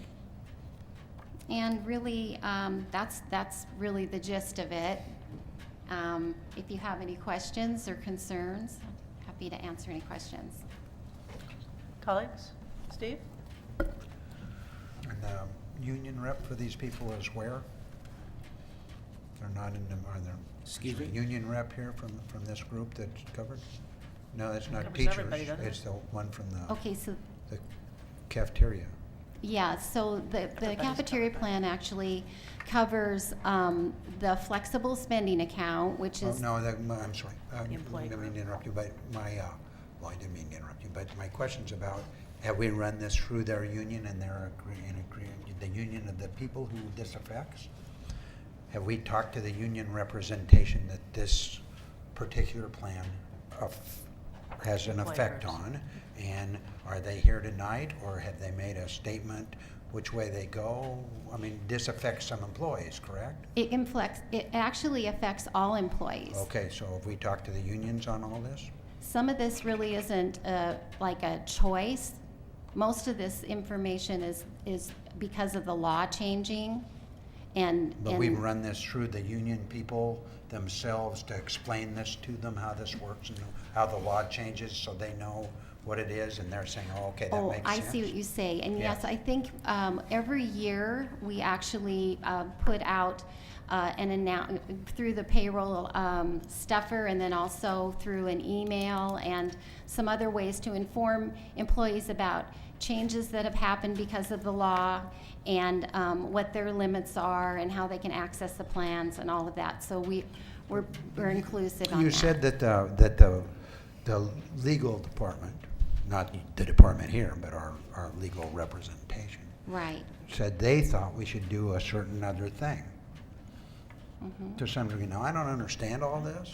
Right. But when from somebody downtown tells us we should be doing this, and this is what we should be doing, that isn't necessarily something that we're forced to do, following the law, I would think we would run that through the various different union people to see what they had to say about that.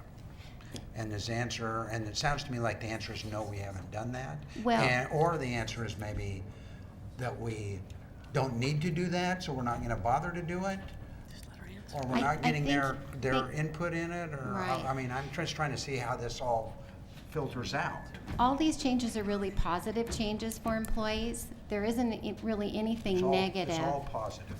Positive, More so money, that they're able to put more money more in their time. FSA. They're able to access the healthcare exchange if their family income goes down because of cuts in pay. And so really, most of these are just helping them have better access and better benefits. This isn't to hurt the employees. Nothing, but I mean, there's nothing, Yeah. if you went out, everybody would say, yes, that's wonderful. Say thank you. Thank you. Pam, And that's this what- this I is mean, also a so first how it's gonna reading. go? This is also a Right. first reading, Okay, so we right. have But 30 let him days, Let him right? answer the question, so. I mean, essentially, this does not adversely affect employees. We will be notifying them of the changes, but essentially, we have to make these changes based on the laws. And so it's- So the Miller and Ash people told us a change that our own people had missed? We now have to make it based on their telling us? based on their recommendations, But based on their some changes in the recommendation laws. doesn't have anything to do with the law necessarily, or was it their recommendation that the legal aspects of this need to be made that way, and it wasn't our legal department missed that, or The didn't laws make that changed. recommendation? Yeah, excuse me. The laws have changed, and so they have recommended to us, because the laws have changed, that we needed to update our policy. And we missed that in our own legal department. Okay. No, we don't No. look for it. No. It's, No. It's the I Affordable mean- Care Act, it's just we don't have any, changes we that don't are have an happening. employee benefits lawyer on staff. Right. No. We I mean, contract and that these work out. changes were also made in conjunction with our inside legal counsel as well. So, I mean, Miller Nass provided us the advice based on the changes with the law, but that was in conjunction with our in-house legal counsel. So you're guaranteeing that nobody will dislike these changes in any of the give them 30-day unions in the notice. whole place? That's the Right. guarantee. Well, I Thank would you, say, everyone. you know, with 6,900 employees, probably there'll be someone somewhere No, that I meant has, I meant the union leaders. oh, Well, there's- no. They'll And all as- be fine with it. And as Director Regan has Thank pointed you. out, this is the first reading, and there are 30 days, and now everybody has notice. Right. Yes. So there you Thanks go. very much for letting me kind of sort That's that okay. through. Appreciate Yep. that. Yep. 21 days? What did I say, 31? Yeah, I think 21, whatever. 21. I'll tell you what it is right now.